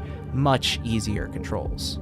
When Craze's mobile record was beaten after just 5 days, he decided it was time to get a little more serious. He had gotten a new PC earlier that summer, so it was time to make the leap from mobile to desktop. This was the first desktop Craze had ever owned, so it took some work for him to get acclimated to the controls. If you couldn't tell yet though, Craze is a pretty talented speedrunner. So just 2 months later, he set a new SSG world record for all of Minecraft Bedrock on his PC. This was the beginning of a dominant year in which Craze broke the SSG world record 6 times, with his final record of 252 standing for 8 months, the longest lived record in the category's history to date. He didn't stop his RSG efforts either. He set a new personal best 8 times in 2021, bringing his time down from 26:27 to 11:58. Along the way, he had multiple close brushes with the world record, including a run in November where the only thing stopping him from entering the end on potential world record pace was a bug that caused his Nether portal to take him to a new location in the overworld instead of the portal he originally built in the Stronghold. Still, despite some setbacks, Craze's grind for the world record was making consistent progress, with a December 1st PB of 11:58 being his last of the year. But in early 2022, his grind was halted, as the war in Ukraine forced him to leave his home for several months. When he was able to return though, he picked up right where he left off, setting 3 more personal bests in 2022. His final PB was easily the most significant, as on October 8th, he took a huge leap forward by beating the game in 9 minutes and 58 seconds. Not only was this his first sub-10 completion, it was only the second sub-10 on Minecraft Bedrock in the game's history, and it placed Craze only 3 seconds behind the world record at the time. But beyond the time itself, the run stands out even among the current day leaderboard because of the insane splits in the run. It starts out pretty standard. Craze reaches the portal room in the Stronghold at 2:45, about 35 seconds later than Kiwiest Burb did in their 9:55 world record that Craze came so close to beating. But because the village Craze spawned by was a zombie village, there was no iron golem, which is how runners normally get the iron they need for a bucket that they use to build the Nether portal. Craze spends an extra minute and a half looking for iron ore and smelting it, a task that's a little extra turbulent in a Stronghold, then spends another 30 seconds on top of that towering back to the surface of the world to get water and digging back down. All told, he doesn't get into the Nether until 5 minutes and 44 seconds, over 3 minutes later than Kiwiest Burb did. This is absolutely not world record pace, but all Craze does next is pull off the second fastest Nether split of all time in any recorded sub 13-minute run. His Nether portion of the run is so fast that he makes up the entire 3-minute gap and ends up entering the end 4 seconds ahead of Burb's record. A slightly slower end fight meant that he ended up 3 seconds short of a record. But what had just happened was arguably just as exciting. Of the 48 recorded sub-13-minute runs we know of for Bedrock RSG, Craze's 9:58 has the single slowest Nether entry, but in its entirety, the run ranks 13th. After coming so close to claiming the record, Craze decided to move away from Minecraft speedrunning, and his fellow runners were sad to see him go.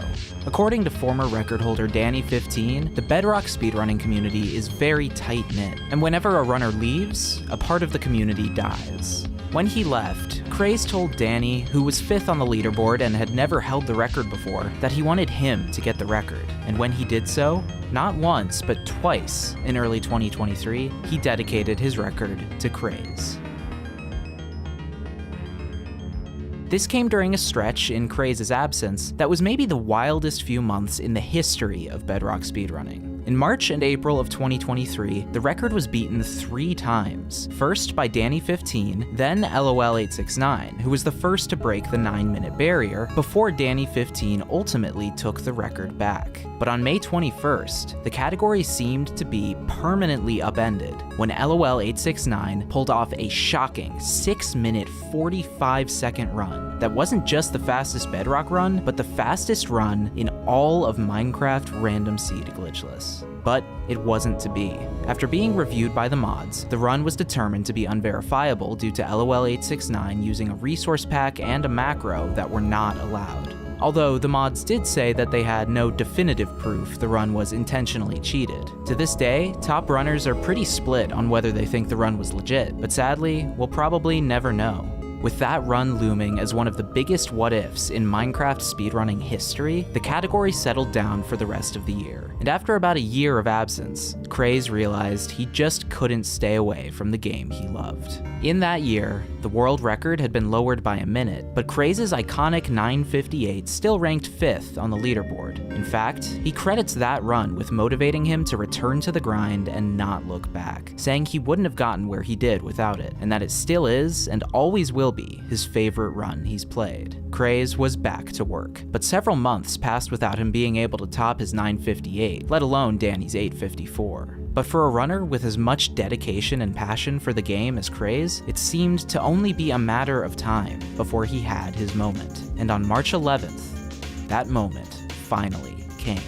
Almost 4 years after he started playing the category, not only was Craze about to beat the world record by over half a minute, he was about to finally beat his 9:58 by 3 times as much. So, without further ado, let's dive into how it went down. Like I mentioned earlier, Bedrock speedrunners start the run by finding a village and using that to find the Stronghold. This works because any village within the ring of coordinates where a stronghold can generate has about a 15% chance of one spawning right beneath it. Now, this range of coordinates is pretty far from the center of the world, which is why Java runners do the majority of their traveling in the Nether, where 1 block is equivalent to 8 in the overworld. But Bedrock has a very useful feature when spawning players into the world. If the initial spawn point of the player isn't in a forest, jungle, plains, or taiga biome, the game won't allow the player to spawn there. Instead, it will increase the X coordinate of the spawn point 4 blocks at a time until the coordinates land in a spawnable biome, meaning players can sometimes spawn hundreds or even thousands of blocks east of the center of the world, sometimes far enough that they spawn inside the first stronghold ring. From there, they just need a village, and then they need that village to have a stronghold under it. This combination of circumstances that allows the player to find the stronghold at the beginning of the run is quite rare, making Bedrock RSG a very reset-heavy category, so only the runners with a whole lot of patience and determination have a good shot at potential world records. Luckily, Craze is one of those runners. Craze is resetting with a wall of 6 instances of Minecraft, which allows him to save real-life time that he would be spending waiting on loading screens. Seeing in the world preview that one of his spawns is at X-coordinate 1134, Craze jumps into the world, hoping to see a village nearby. That's exactly what happens, as Craze spots a plains village about 30 seconds away. This isn't a perfect start, since you can technically just spawn inside the village, but it's a pretty similar start to Danny15's in his world record that Craze is currently trying to beat. Craze reaches the village at 35 seconds, stopping to grab a bed, which he'll need exactly 3 of for the dragon fight. He heads to a blacksmith next, hoping to find materials that will speed up his tool gathering process, and he's rewarded with an iron pickaxe, which will save a bit of time. He makes stone tools and gathers a bit more wood, then robs 2 more houses for their beds. He also smartly grabs the emeralds from this house chest and uses them to trade with a farmer villager for some more bread, saving the time he'd have to spend gathering hay or carrots for food. The last thing he needs to do in the village is kill the iron golem, since he'll need to make a bucket to build his nether portal. He gets this done at 1:45, 20 seconds behind Danny 15's pace, but he's able to immediately pivot from this and go straight to find the stronghold. He can't know where the end portal is going to be, but he knows where the starter staircase, which is the start point for stronghold generation, is located based off of the village fountain. Now, this is a great pace to start the run, but remember, there's only about a 15% chance that there's actually a stronghold here. The vast majority of Bedrock runs end at this stage, leaving the runners to go back to flipping through loading screens. But this time, Craze finds what he's looking for, breaking into the stronghold at 2:18, just 4 seconds later than Danny 15 did in his record. Now it's just a matter of finding the end portal room, which can be another frustrating portion of the run. On Java Edition, runners can use the pie chart on the F3 screen to get a good sense of the direction of the portal room, but on Bedrock Edition, there's no such tool, so runners have to search as methodically as they can and hope the portal room reveals itself to them. The first direction Craze checks is a series of dead ends. Next, he tries going left, and after some hallways lead him down 2 flights of stairs, which could be a big time loss if they don't lead him to the portal, he sees the light at the end of the tunnel, literally. All things considered, it could have been worse, as he gets to the portal room just 5 seconds later than Danny 15. And here, he jumps ahead by building his nether portal very quickly, showing off his phenomenal mechanics. He's into the nether at 3:11, now 9 seconds ahead of the world record. There are 2 things Craze needs to accomplish now. He needs blaze rods and ender pearls, which he'll use to craft eyes of ender, which will fill the end portal and take him to the end. There are 12 frames in an end portal, each needing an eye for the portal to be opened, but each frame has a 10% chance of generating with an eye already in it. Normally, runners will go for at least 12 ender pearls and 5 or 6 blaze rods, which are each crafted into 2 blaze powder before they're turned into eyes of ender. An advantage of the stronghold first route that Bedrock runners take, though, is seeing how many eyes of ender they'll need before they reach the nether, instead of having to decide whether to play it safe with 6 blaze rods or take a time-saving risk by leaving on 5. Craze's portal came with 1 eye in it, so he'll need at least 11 ender pearls and 6 blaze rods. The way runners get ender pearls can vary, but the strat for getting rods is always the same. Find a nether fortress and kill some blazes. Craze loads into the nether and spawns practically inside of a fortress, so first things first, it's blaze hunting time. He encounters a stray blaze right away and gets his first rod, which has a 50% chance of dropping when a blaze dies. There's also a blaze spawner immediately nearby, but because a ruined portal tried to generate on top of it, it's a bit of a treacherous spot to farm blaze rods. Luckily, there's another spawner around the corner. He spends the next 40 seconds killing blazes, going 4 for 8 on rods in total, then leaves to try to get his last 2 rods from some more strays on the way out. He circles around to get to the 2 nearest blazes, one of which drops a rod, then spots 2 more on a bridge near where he entered the fortress. The first one he kills drops the 6th rod he needs, and he immediately abandons ship, leaving the fortress at 5 minutes in search of a source of ender pearls. The fastest way to get ender pearls in any modern version of the game is by trading gold to piglins, but there's a couple ways runners can go about this. The majority of runs involve going to a bastion, where there's an abundance of gold and piglins, and trading for pearls in bulk, but in Craze's nether, there's no bastion to be found. The alternative is classic strats, where runners gather gold wherever they can find it and find some stray piglins to trade with. Because they get to trade far less gold, the odds are much lower that they'll get the pearls they need. But if things go their way, it can be as fast as the fastest Bastion splits. In fact, Craze used classic strats in his 958, where he pulled off the 2nd fastest nether split in any sub-13 run, and the fastest using classic strats. In this run, he's in the right spot for classic, since nether wastes allow the runner to find pockets of gold, like the ones Craze mines here, and piglins can spawn in them naturally. At first, it seems like finding piglins might be an issue here, but as Craze comes over this hill, he's greeted by a welcome sight. 3 zombie piglins. He's only got 8 gold ingots, and each gold ingot on Bedrock has a 4.7% chance of making a piglin drop 4 to 8 ender pearls, meaning he needs at least 2 1 in 20 trades to go his way. While his piglins trade, Craze finds some more gold ore, which he has to quickly craft and trade when the piglins finish trading and remember that they're supposed to kill Craze for robbing their world of its natural resources. With the piglins distracted again, he goes to the original trading spot to find no ender pearls. Not a good sign, as he only has 5 more gold to barter with. Now, Craze does have a small time cushion here. Danny didn't leave the Nether until 8:06 in his world record, but he also had a nearly perfect end split, and all Craze can do to get pearls in this situation is look for more scraps of gold and hope for lucky trades. In other words, if these last trades don't come through, it's probably time for Craze to reset and go back to waiting for the next good seed. But in his time of need, the Minecraft gods step in, as 2 piglins decide to give him pearls, leaving him with 14, more than enough for the rest of the run. He rewards the piglins' generosity by... Ooh.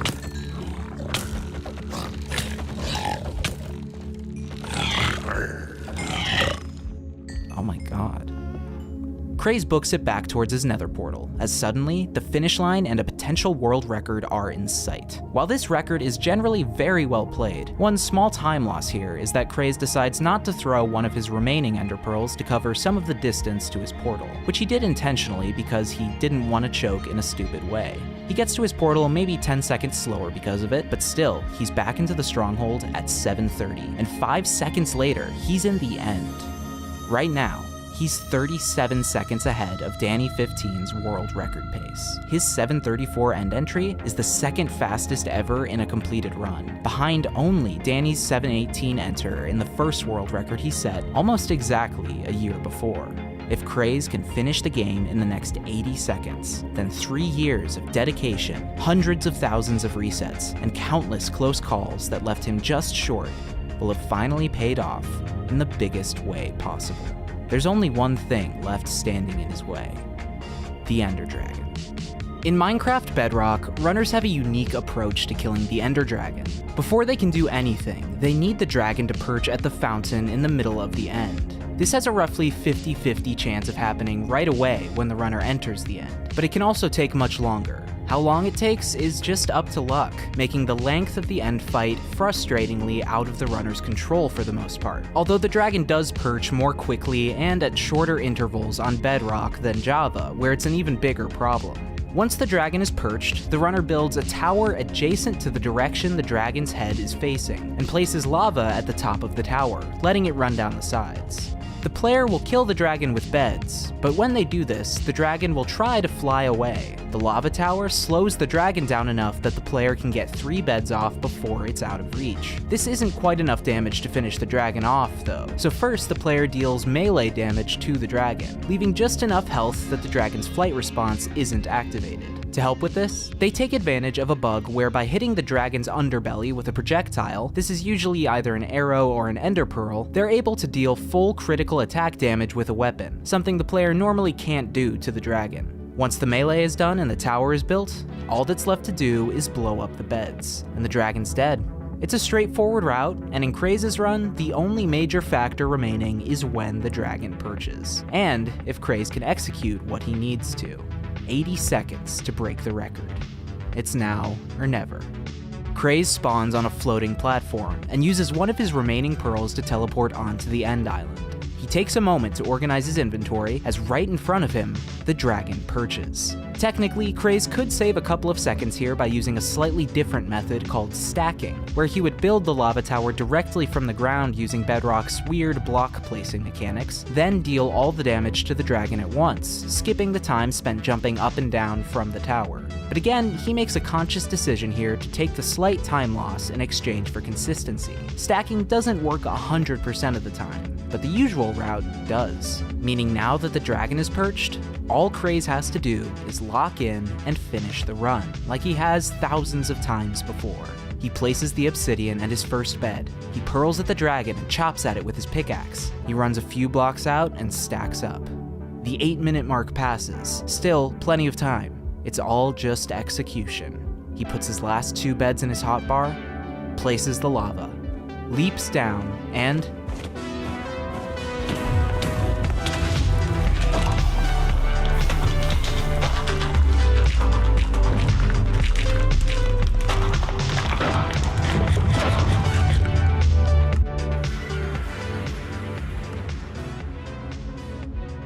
8 minutes, 19 seconds. It's been almost 4 years, but Craze has finally claimed the Minecraft Bedrock RSG world record. Now that he's finally accomplished the thing he's been working towards for so long, I'd say he's earned the right to move on to other things. But for a runner that's spent so much of his life on this, it should come as no surprise that that's not what he wants to do. Craze is genuinely passionate about Bedrock RSG, and just because he's finally climbed the highest peak by making it where no runner has before, that doesn't mean he's gonna stop climbing. And make no mistake, while it's been a long time since the last world record, this category still has a long way to go. LOL 689-645 conceivably being real is all the evidence we need of that. And there is a universe where the Bedrock record becomes faster than Java for only the second time in the history of the game. Regardless of what's coming for Bedrock speedrunning, there's no question that Craze will be one of the players leading the charge. Congratulations to him on a truly special world record, and a huge thanks to both Craze and Danny15 for helping make this video possible. Thanks so much to you for making it to the end of the video, and if you enjoyed, please drop a like and a comment to help the video reach more people, or recommend the video to someone you think would enjoy it. You can also let us know what you want to see a video about next down in the comments, and be sure to subscribe and turn on notifications so you don't miss our next upload. As always, thank you so much for watching, and I'll see you in the next video.